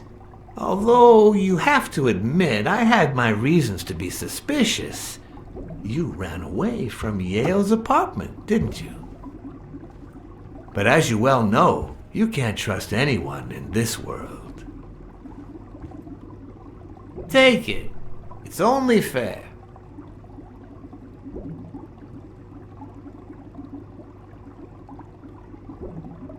I want to bet it all on the fight. Ah, so you're a gambler after all. We listen, if you call it listening, to the sentimental romance.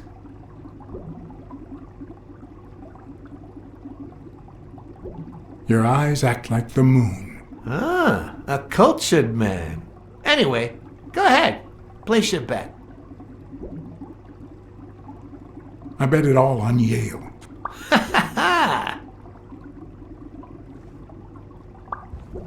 Oh, Blacksad. Aren't these odd hours to pay me a visit? Your message was important, but certainly not urgent. It could have waited until tomorrow, don't you think? We cats and wolves hunt at night.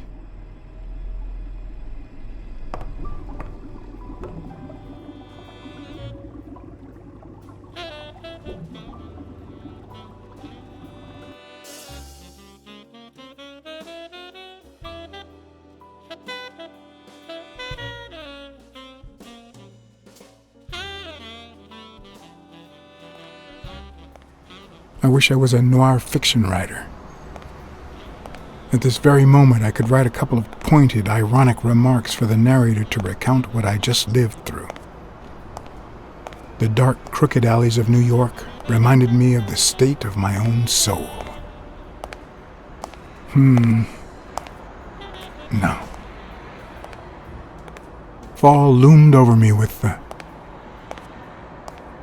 Fall struck me with the full force of my long-lost youth. Nah, not that. Fall descended over me with the full weight of a guilty conscience. God, that's worse.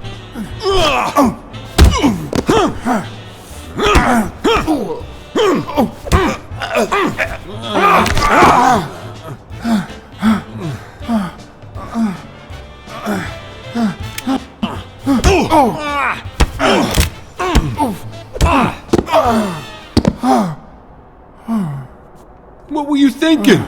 He wants him alive!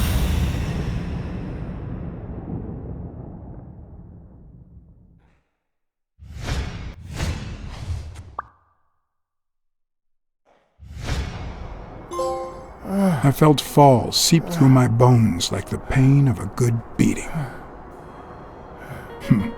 Mediocre, but appropriate.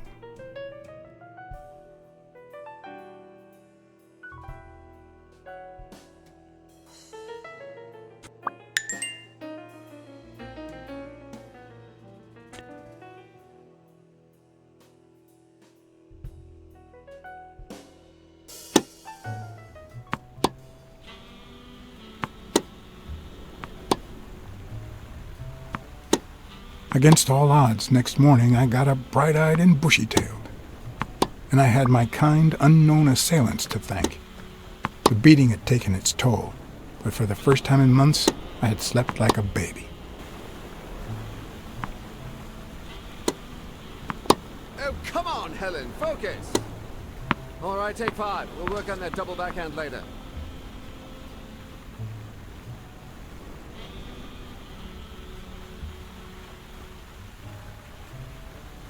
Well, Mr. Blackmore, what can I do for the FBI?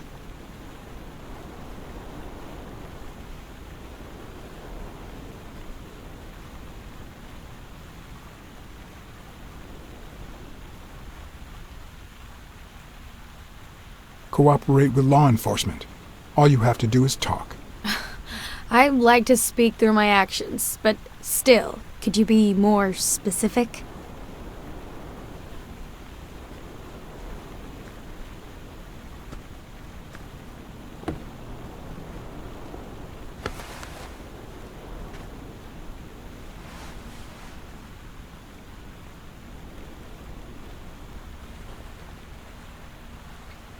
Maybe if we could speak in private? Alec! Coming! You've got 4 minutes, Mr. Blackmore, so make them count.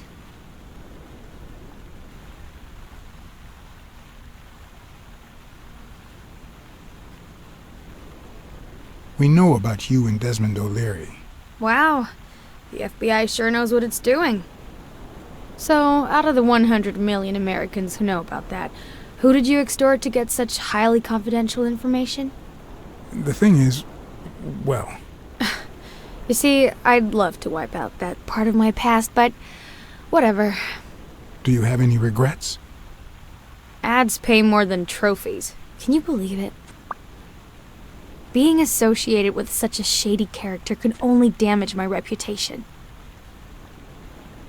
Trust me, never get involved with a married man.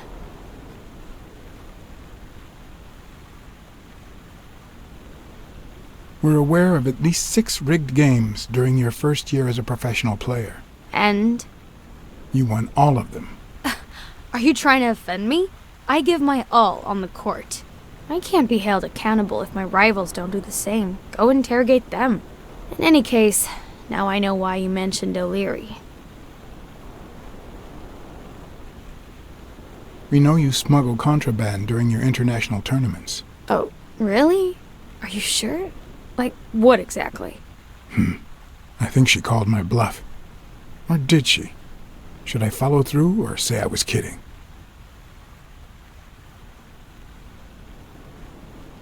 I'm convinced you're part of a dangerous international network that smuggles champies.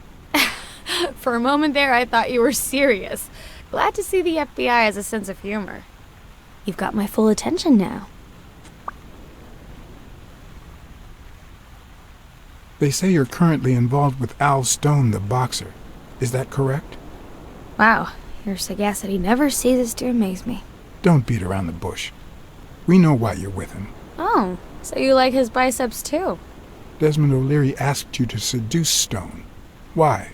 What? No, I met Al by chance at a party. A party hosted by Desmond O'Leary.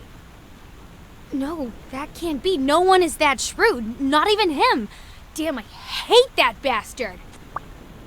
Anyway, now I get why you brought up the rigged games and your obsession with O'Leary. What do you really have against him? And don't say illegal gambling.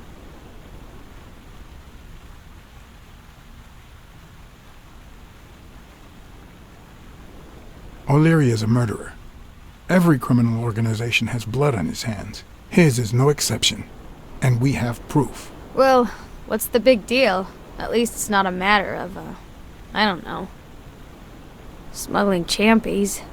I'm serious, Miss Moore. America can't afford to let anyone shake its foundations like that. And America's sweetheart can't afford it either. Help us out. Talk to us. And why should I, Mr. Blackmore? What do I stand to gain or lose?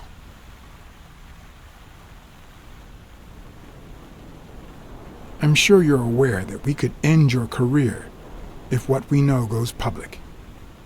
But no one wants that to happen, right? This is actually quite simple.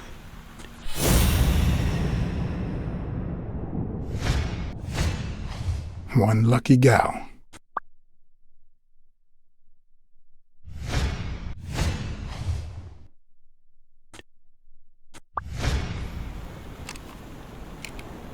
You have a light, sir?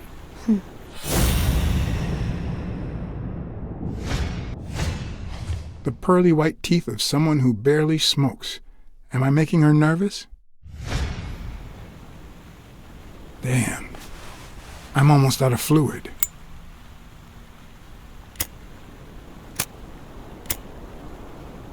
Wanna know my trick?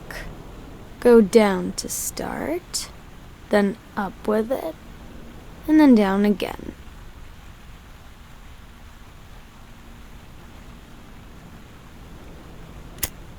Will I get to smoke today?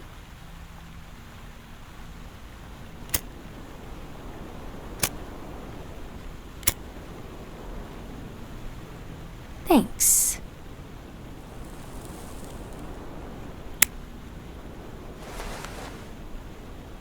I don't know what you want me to say. You're trying to frame O'Leary, perhaps rightfully so, but I think you're barking up the wrong tree. Believe me, if I had the slightest... Come on, Helen. Time to work on your backhand. Let's go. Do you smoke?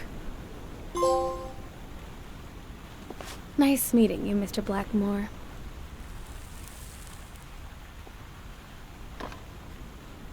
Did you bring my water?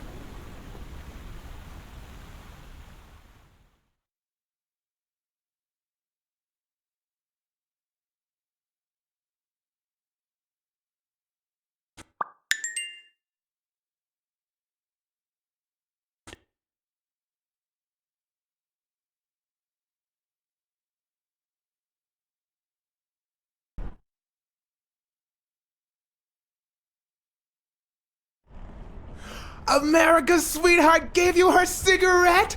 Dear God, she has the hots for you! I can't believe you said good old Weekly to investigate that stupid walrus while you were hanging out with Helen Moore herself! So, what do you say, you and me, we change places next time, huh? Your turn. Now tell me, what did you find out? You're gonna love this. You ready? I've got news, but I happen to also have a Blacksad. He's off with that whore, isn't he? What? Who is... Oh, Mrs. Colbert. I told him I knew all about it, after our chat. He cried and asked me to forgive him. He said he was gonna leave her, that he loved me, and it was over. But last night he got a phone call. He said he had to work, and he still hasn't come back. Nobody's seen him at work since yesterday evening. He left with her, didn't he? Tell me the truth. I can handle it.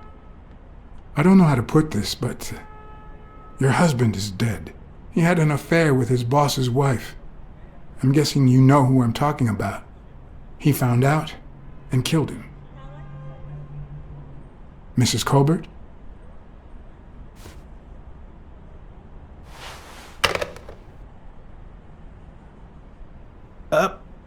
But what just happened? Is there anything you didn't tell me? Maybe. But now it's your turn. Tell me about Cassidy. Come on, spit it out. I didn't find anything suggesting that Cassidy had anything to do with Dunn's murder, but... That's quite the tale. But I know Cassidy will be playing poker tonight with one Howard M. Farnham II, a Texas tycoon looking to get his claws on the boxing business.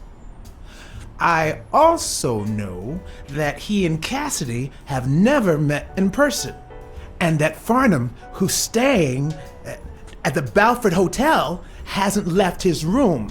Apparently, he spent the night with 3 bottles of bourbon. So, here's my incredible plan. I'll go to the hotel, I'd knock him out, and then take his place in the poker game. That way, I'll get Cassidy talking. What do you think? Incredible, right? Wouldn't we agree that you would handle Helen more while I dealt with Cassidy next time? No?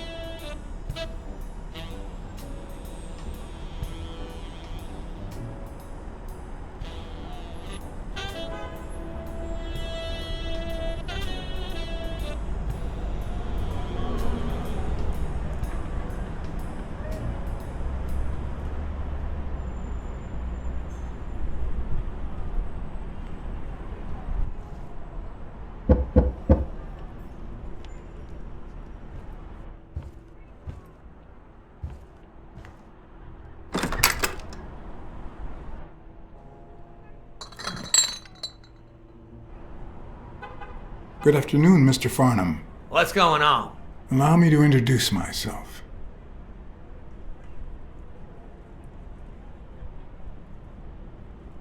I'm John Blackmore, director of the Balford Hotel. We'd like to make our distinguished guests feel welcome. Please accept this small token of our appreciation. Oh, sure. I was fixing to leave, but I guess them monuments ain't going anywhere. Well, come on in then. Getting in Farnham's room was easy.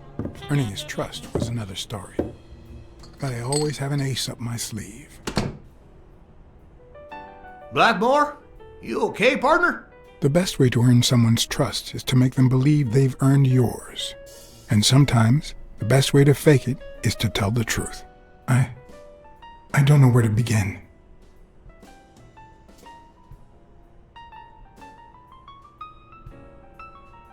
They killed my girlfriend. And no matter how hard I try, I just can't let go. And those bastards paid for what they've done to you, boy. They paid. Well, good. Honor's being restored, and sure enough, our good Lord will see to it that they burn in hell. You need to move on, partner. Plenty of lookers out there. Find yourself a charming lady friend, even if it costs you a pretty penny. One of the tricks of this trade is to be wary of the biases we all have. They cloud our judgment and blur the person in front of us, painting them with the shades of our preconceived notions of who they should be. But every once in a while, you run into someone so locked in personality that they can only be regarded as a stereotype. Farnham was a disgrace, not only to himself, but to Texas and the entire human race. To think I had to impersonate him. I wish I was like you. You seem so content, so free of burdens.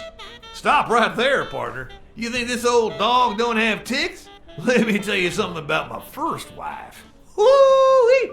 Once I had gained Farnham's trust,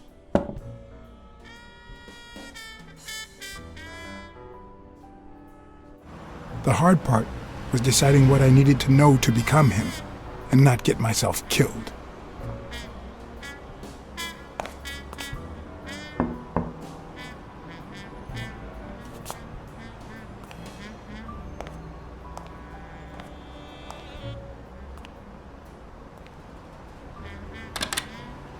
What can I do for you, sir?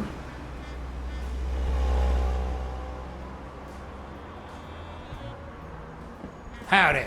My name's Howard M. Farnham II. Okay. Should I know you? What can I do for you, sir? I'm here to play me some poker. You got the wrong place, sir. Did you miss the barbershop sign above the door? You have a good evening, sir. Wait,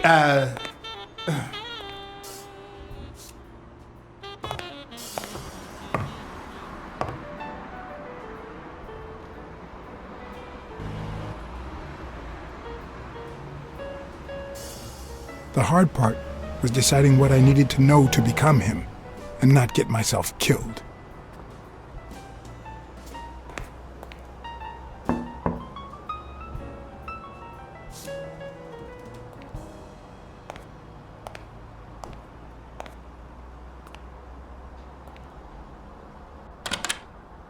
What can I do for you, sir? Farnham was one hell of a drinker. I had to get the information out of him before he drank himself unconscious. Otherwise, I'd have to find that information myself.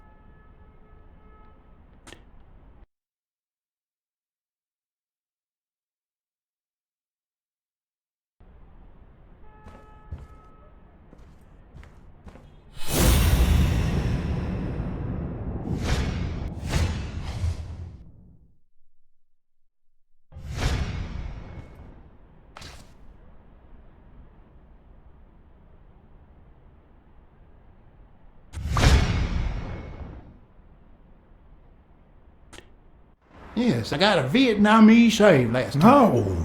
Please, come in. Of course, I remember you. Take a seat.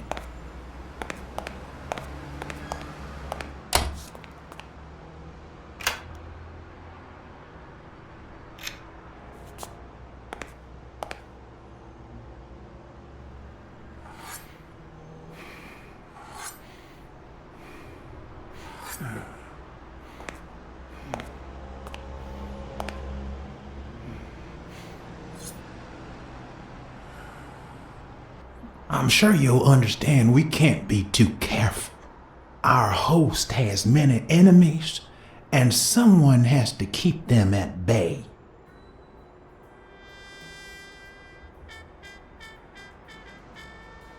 Sure, I get it. I'm glad to hear that. Now, please answer my question.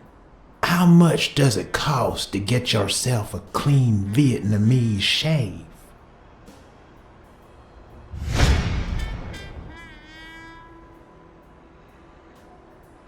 And then, sure enough, booze put the nail on the coffin of my first marriage. You know, the wife that caught me cheating with the maid. My second marriage, too. You know what I did to her daddy? Same old with several mistresses. So I decided to stick to my guns and only deal with hookers. Even if I did end up marrying some. I feel you, Mr. Farnham. So I'm going to be honest with you.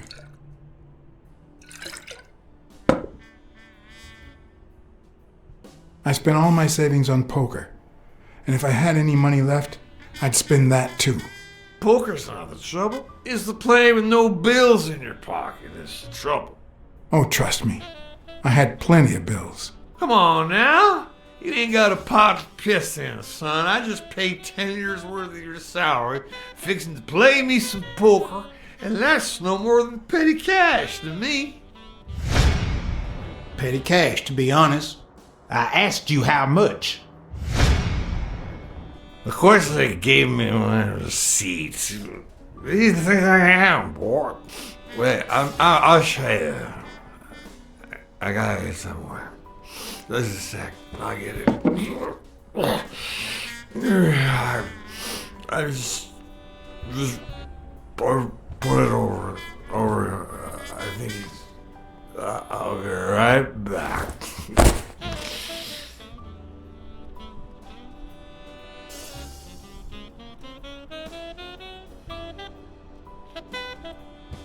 Ding Dong? Interesting name for a town.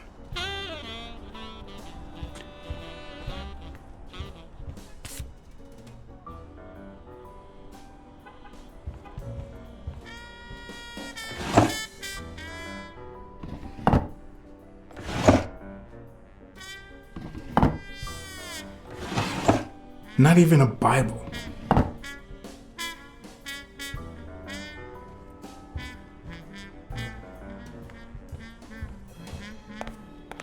They smell like a party.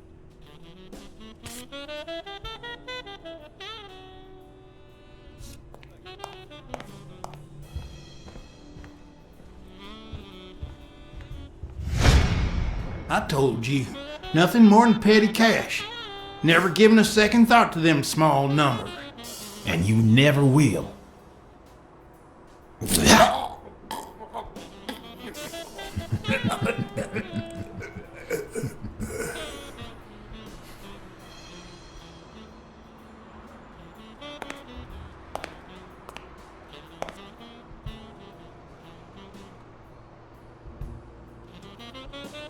Petty cash, to be honest. I asked you how much. Of course they gave me my receipts. Who do you think I am, boy? Wait, I'll show you. I got it somewhere. Just a sec. I'll get it. I just put it over. I think I'll be right back.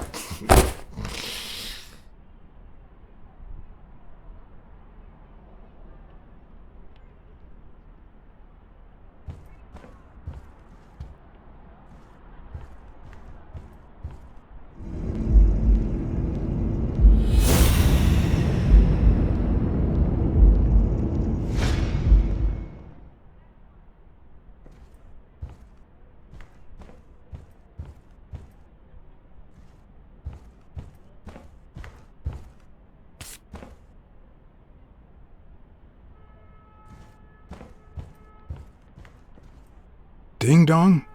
Interesting name for a town.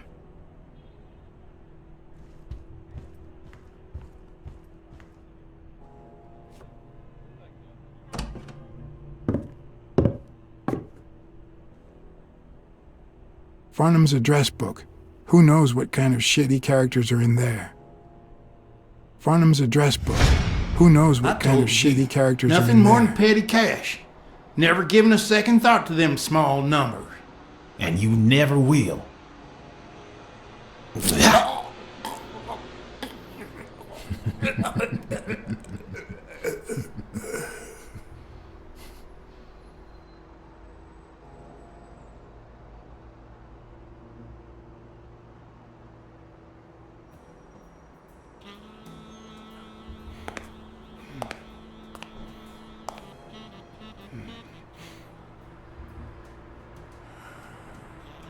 Petty cash, to be honest. I asked you how much.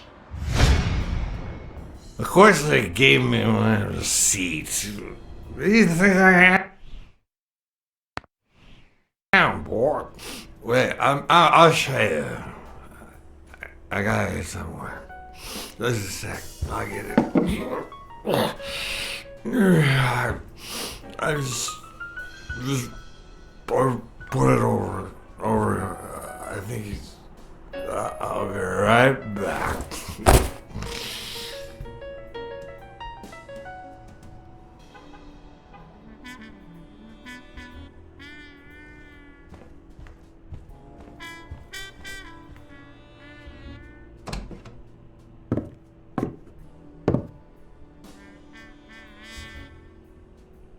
Farnham's address book. Who knows what kind of shitty characters are in there?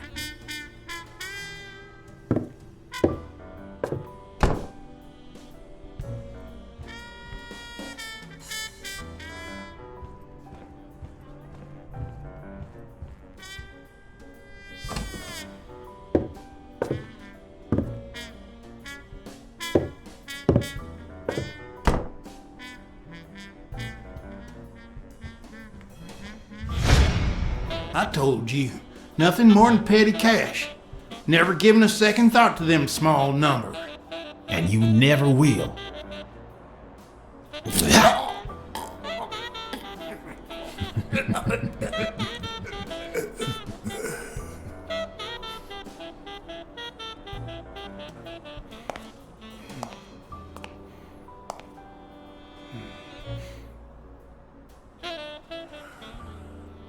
Petty cash, to be honest. I asked you how much. Of course they gave me my receipts. What do you think I am, boy? Wait, I'll show you. I gotta get somewhere.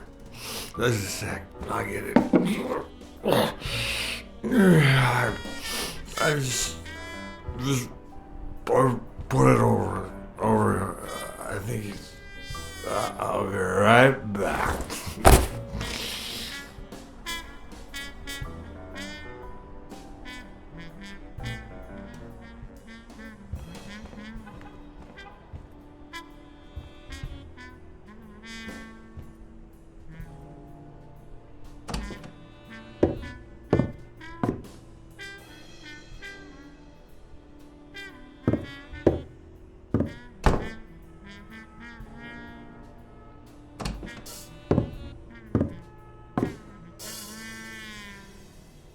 No matter how superficial someone may seem, there's always a way to win their heart.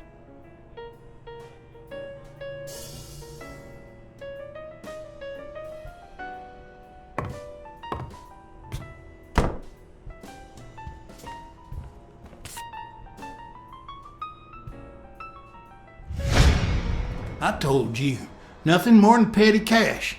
Never given a second thought to them small numbers. And you never will.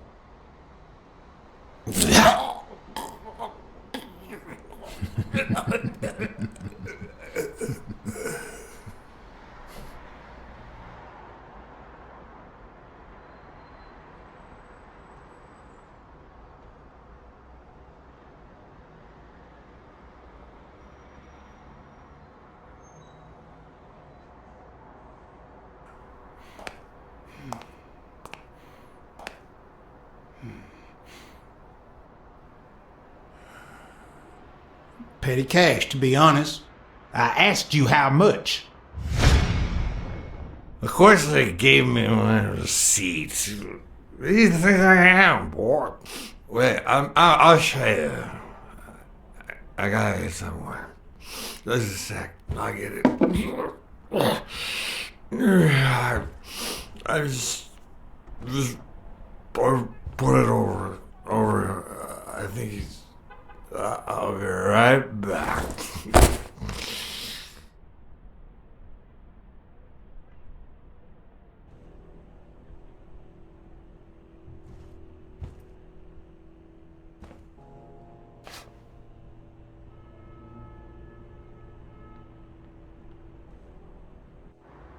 Why didn't you just say you had the receipt in your pocket? I'm almost certain, but tell me, who told you to come to this barber shop?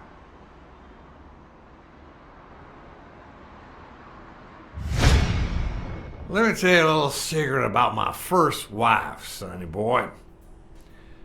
When I met that woman, she had no manners, no money, no nothing.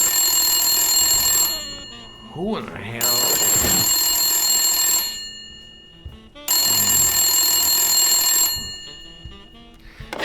Farnham.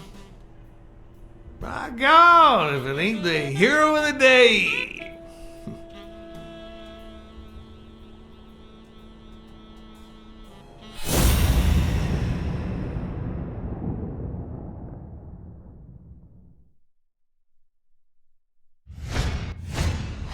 Nothing says Texan like a cowboy hat.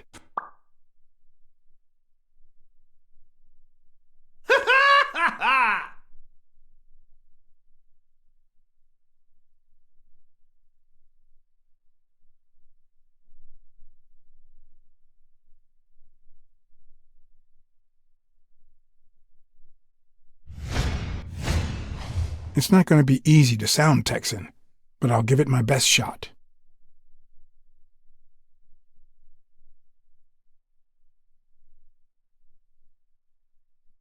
I'll be damned. I probably don't need to imitate his gestures during the game, but it certainly wouldn't hurt to try.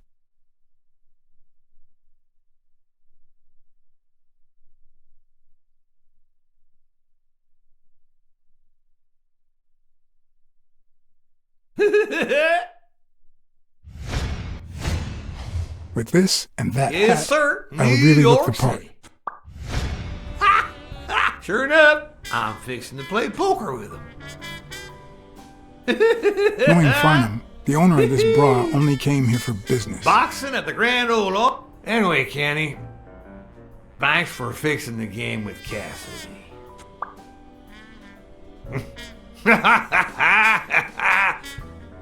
God bless you, brother.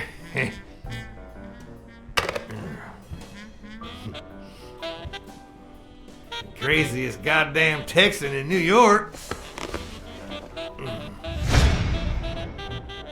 My good old friend Kenny. Craziest goddamn Texan in New York. You know how many Kennys there are in New York? Kenny who? So besides when and where the game will be, the password, and the money Farnham dished out, what else do I need?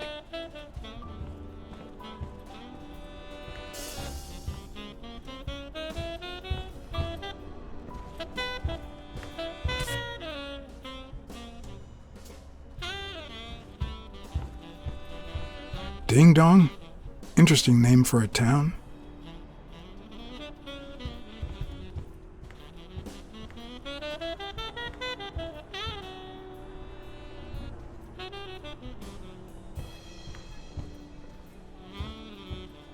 At least it's comforting to know that when Farnham drinks too much, his female companions have less of a hard time.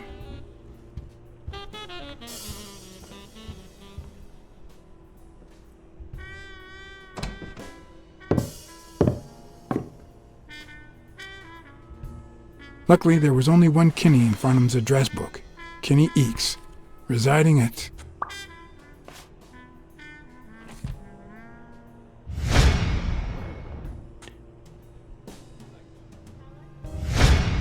Cornell Plaza, Manhattan. Stunning penthouse. I'm not surprised. Mr. Eakes has excellent taste. Do you happen to know what he asked for the last time he was here?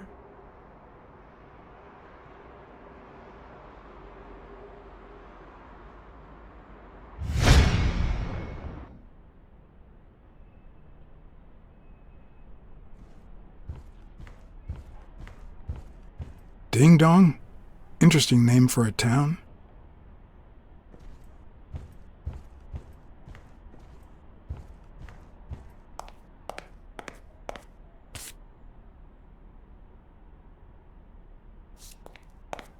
They smell like a party.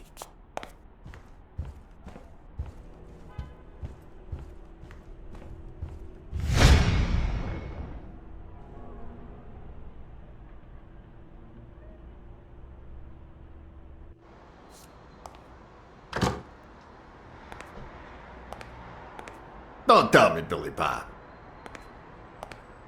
This here is my new friend Father. Am I right?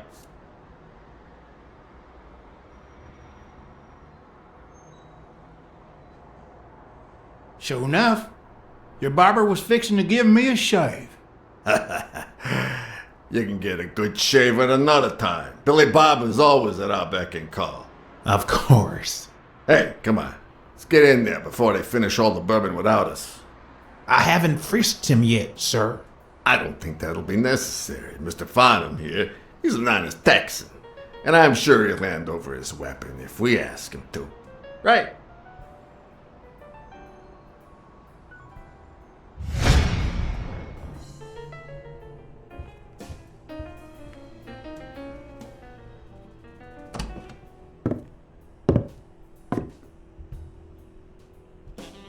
No matter how superficial someone may seem, there's always a way to win their heart.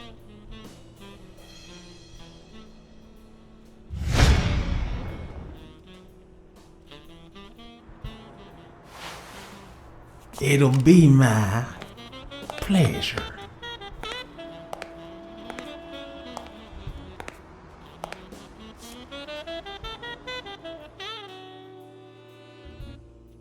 Welcome, gentlemen.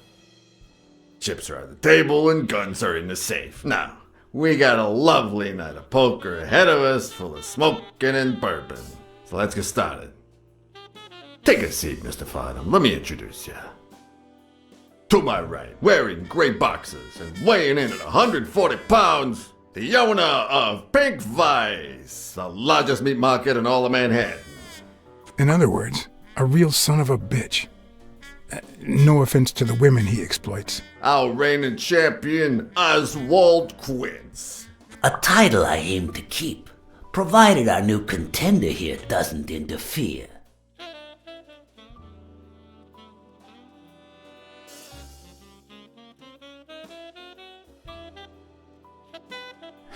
Sorry, partner. You ain't got a chance in hell. But look at it this way. You're fixing to learn new tricks. For better or for worse, I only need one trick. Playing well. The truth is that our friend Farnham owns the largest and, I dare say, most entertaining establishment in Texas.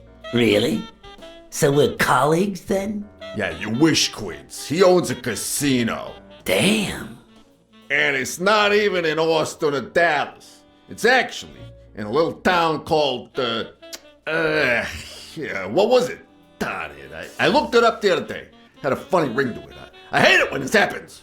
I thought they moved all Texan casinos to Vegas, where gambling is legal. You mean Ding Dong, Texas? Ding dong! That's it.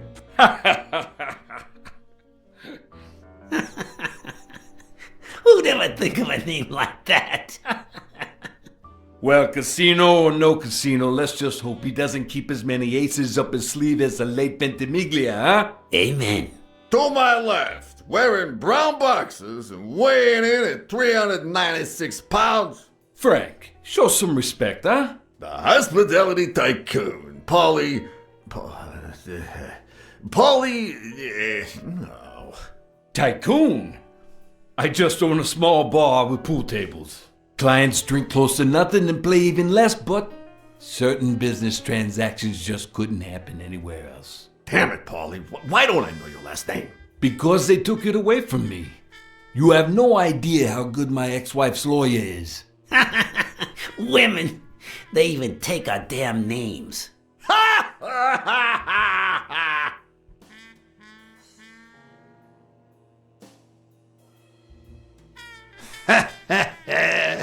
You're too much, Paulie. When you're done sightseeing, why don't you drop by La Iguana for a game of pool? And I'll buy you a drink. But I have to warn you, my clientele isn't crazy about furry fellas such as yourself.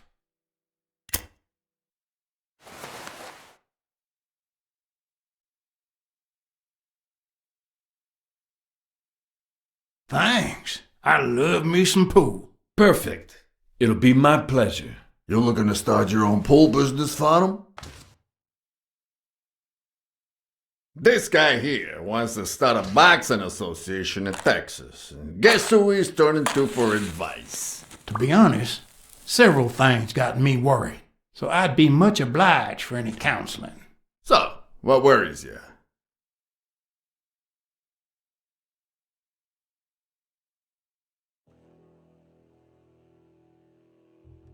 Those there athletes hooking up with each other, like Al Stone and Helen Moore. I see you subscribe to What's News. Yeah, my star boxer, the reigning champion. He's having an affair with America's sweetheart. Hey, I got nothing against those two idiots falling in love. Don't get me wrong, but it's taking a toll on his performance. I don't think he'll lose against Yale, but I'm starting to worry a bit. Billy Bob, bring out the bourbon. We're drying up here. I'll deal with a fresh deck, of course. We respect traditions in this establishment. Poker is as boring as it is simple. All you need to do is read people's faces, and even the worst detective has that trick up his sleeve. The real issue is knowing what to play for when there's much more than just money at stake.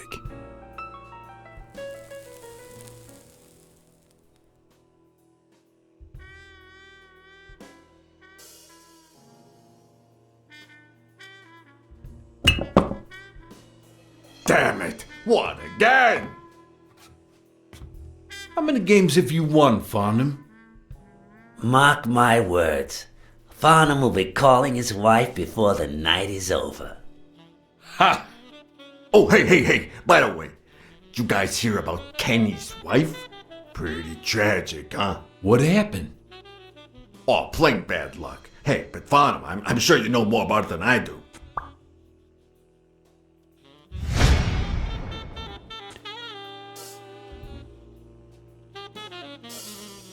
Anyway, Kenny, thanks for fixing the game with Cassidy.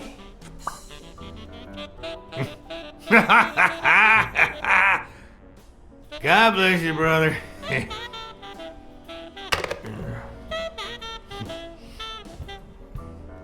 Craziest goddamn Texan in New York.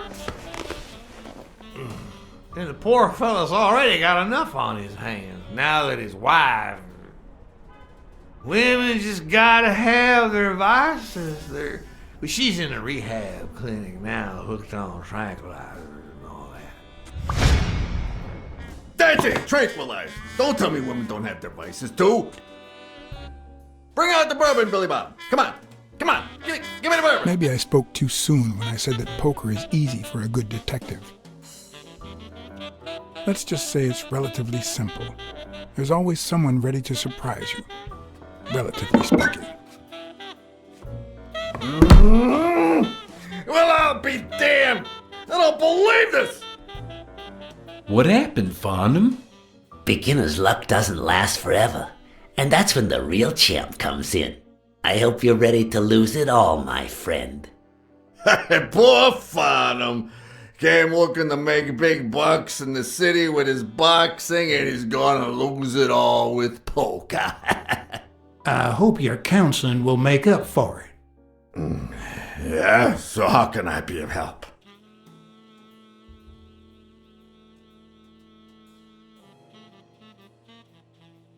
Rebel coaches like Joe Dunn. Oh, I see you done your homework. That bastard wouldn't accept the most basic rules. For example, banning boxers from official competitions when the managers don't belong to my association. Hey, don't get me wrong, I'm sorry for his death. But if they ever find the murderer, I'd be glad to pay his lawyer fees.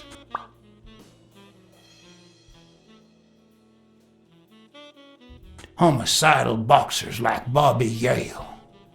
Ha! That's some piece of news, huh?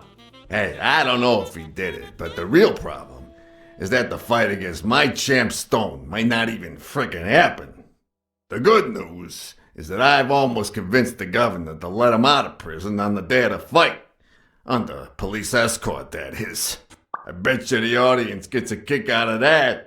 Come on, let's steal another hand before Quince accuses us of trying to break his winning streak. Ain't gonna happen. Gentlemen, I suggest you never tell your sons about this game, unless you want to lose their respect. Wait, you mean our sons actually respect us? I hear you. There's no way to set boys straight these days. They don't even respond to a good old beating. Then try not beating them. There are better ways to educate boys. Hey, careful, Quince. You're talking to a pro. So, Kenny told me you had quite a house full. How many kids you got in that house full of yours?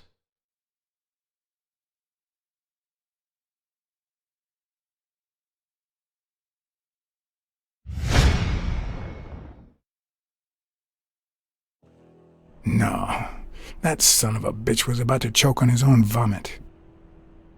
If I'd been a communist, perhaps the vision of a millionaire choking on his own vomit would have made my day. Even so, I doubt I could have just stood there and watched him die. Unfortunately, I didn't break a sweat trying to save him.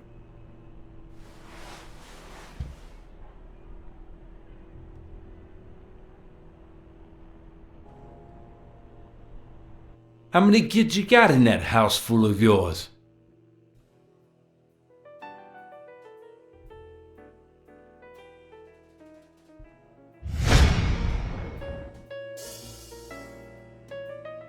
No, that son of a bitch was about to choke on his own vomit. If I'd been a communist, perhaps the vision of a millionaire choking on his own vomit would have made my day. Even so, I doubt I could have just stood there and watched him die. No, deserving or not, the man would live.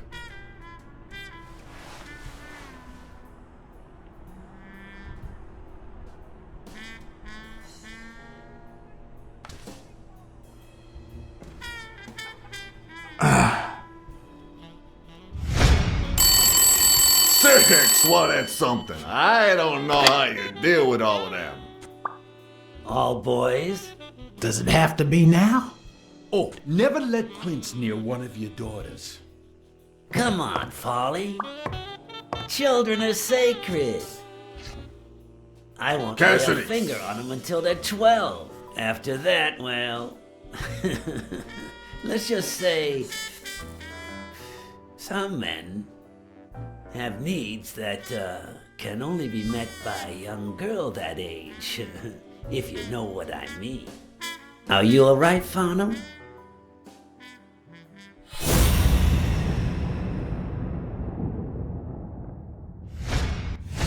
That damn eagle represents the lowest scum of our society.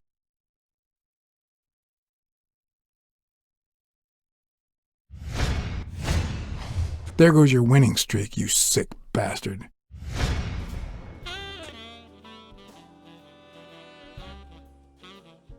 Sooner or later, the police are gonna bust your ass. Quince. What the hell are you talking about? I bet you're as bad at hiding those poor girls as you are at keeping that ace up your sleeve. What? You lying piece of shit? Quince? Don't believe a word he's saying, Frank.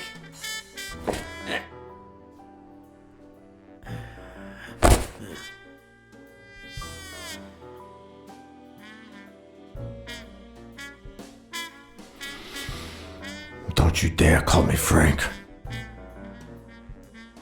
Billy Bob. It's 500 more. For washing up. It's a deal.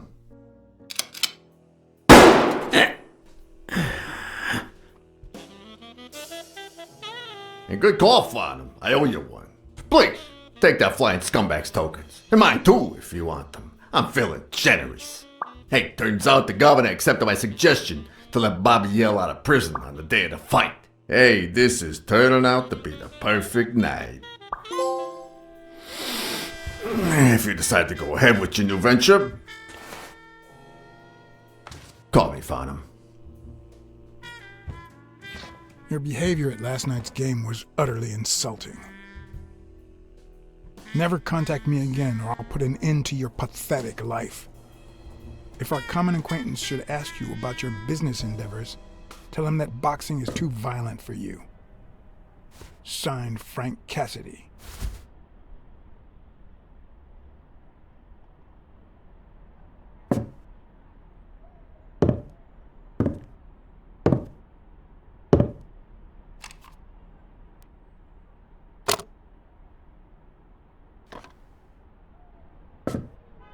My own tracks would be covered the following morning when Cassidy read this note from Farnham.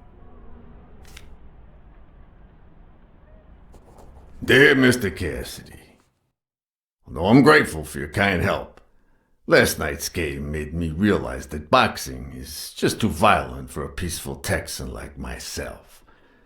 I have decided to invest elsewhere. Yours sincerely, Howard M. Farnham II. Texans.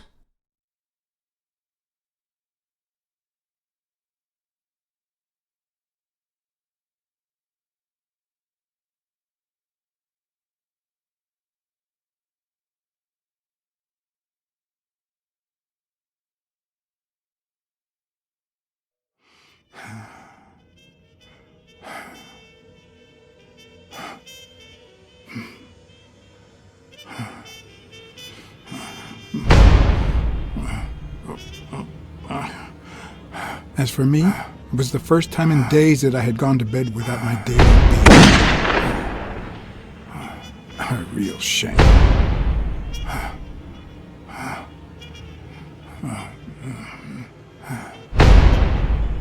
Nothing like a bruised body to help you to sleep like a baby.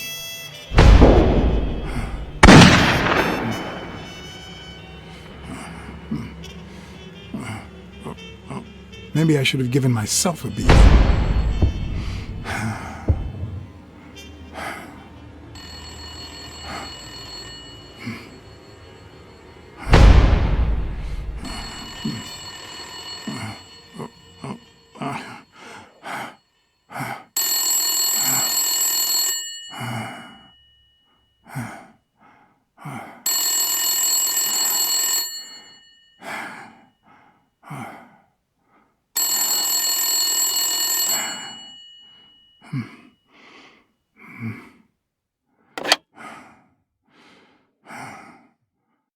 Blacksad. Finally, I need you at the gym now, please.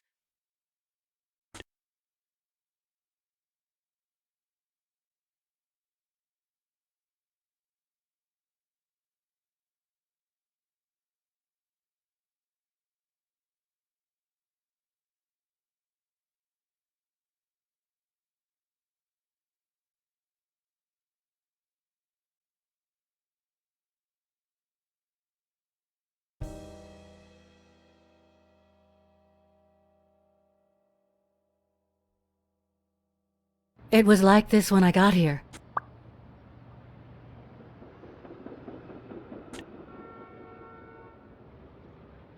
When did you get here? I've been calling you for over an hour. Calm down. I'll take care of this. Had you already finished looking through these papers? I wish. Well, I guess you'll enjoy sorting all this again.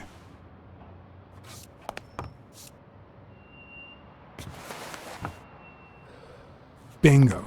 What is it? Nothing. Just a freshly signed contract.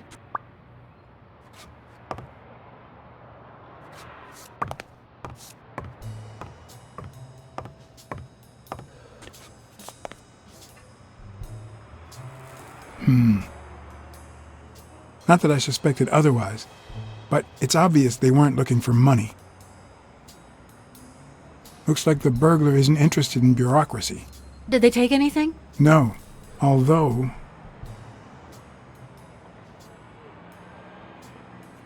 When you went in the hospital room to get your purse, did you get the gun as well? Yes. Isn't it there? I put it back. I'd rather not go through that again.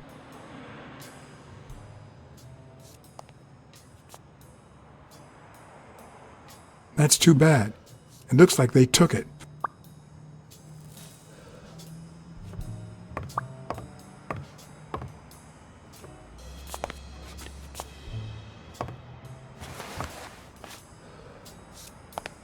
What are you doing?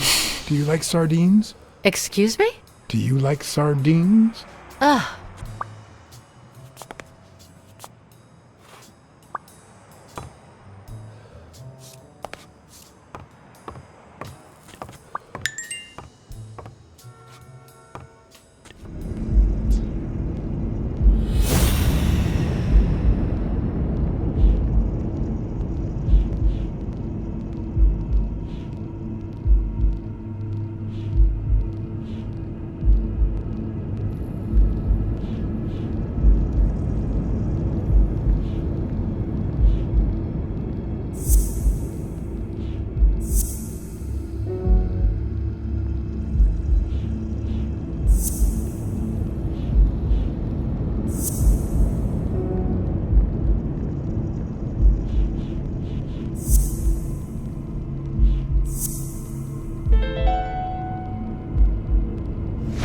It's pretty clear that Helen Moore's cigarette case was a gift from O'Leary.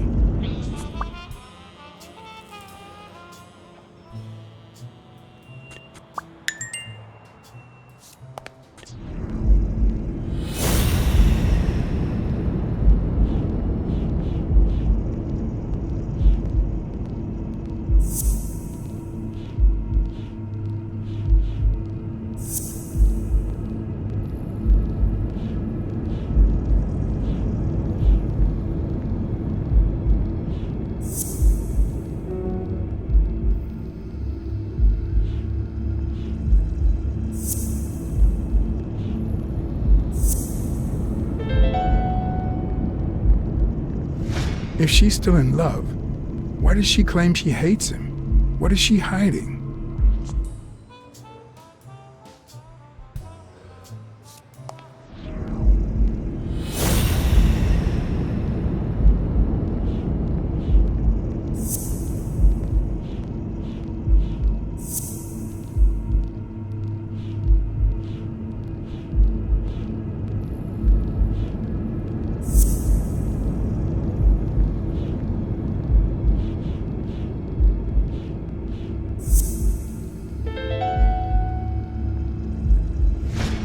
Cunning son of a bitch. O'Leary threatened Stone with ruining Moore's career so that he'll take a dive against Yale.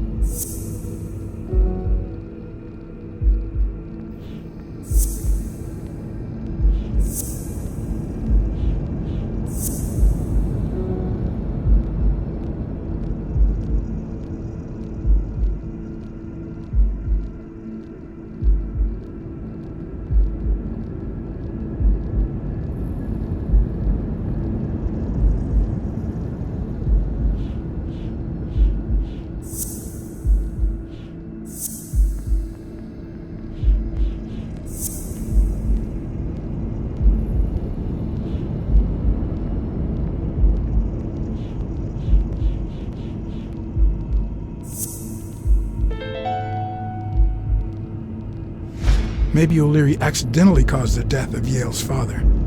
So now he tries to make up for it by secretly helping advance his career?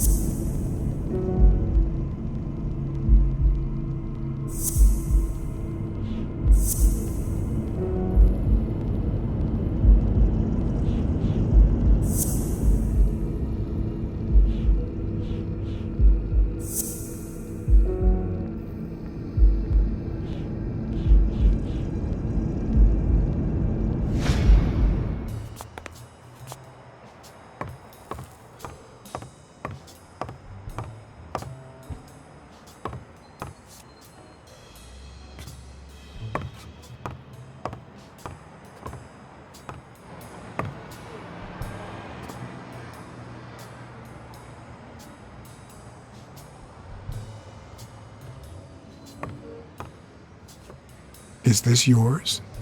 I think it belongs to the new cleaning lady. Mary just wasn't working out, so she left. Clarice Freeman? Yes. You think she did this?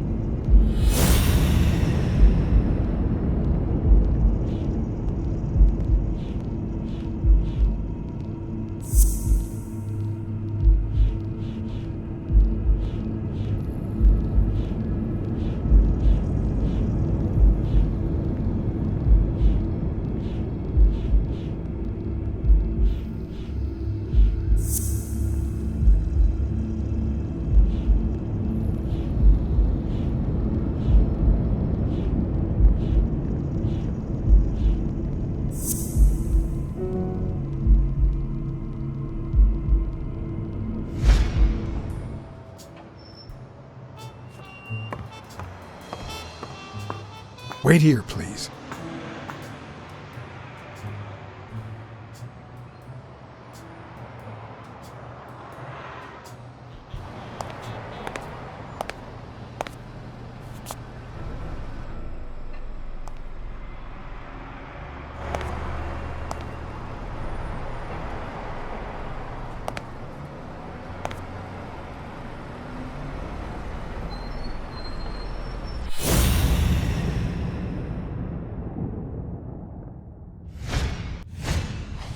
could be a knife wound. The murder was brutal.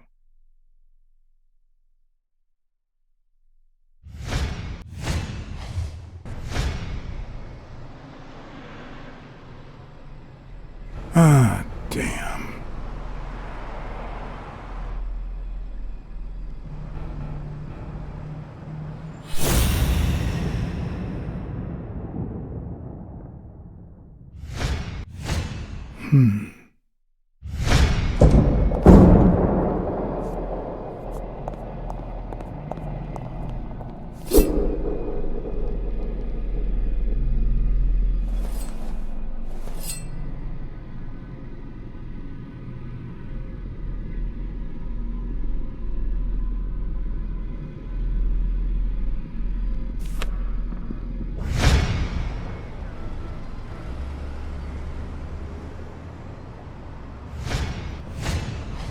I can just picture her saying, "Honey, I found a job.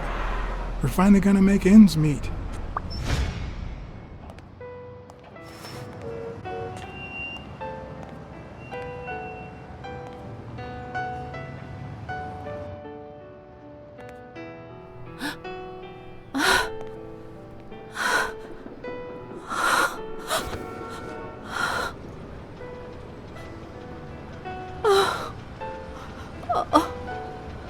I want you to call the police, Sonia, and then go straight to a friend's house. Don't even think about going home, and definitely don't come back here.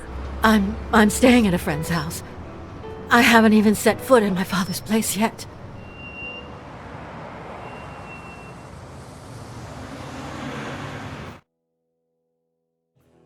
Good. Do you have the keys? If the murderer didn't find what he was looking for, that might be his next stop, if he hasn't been there yet.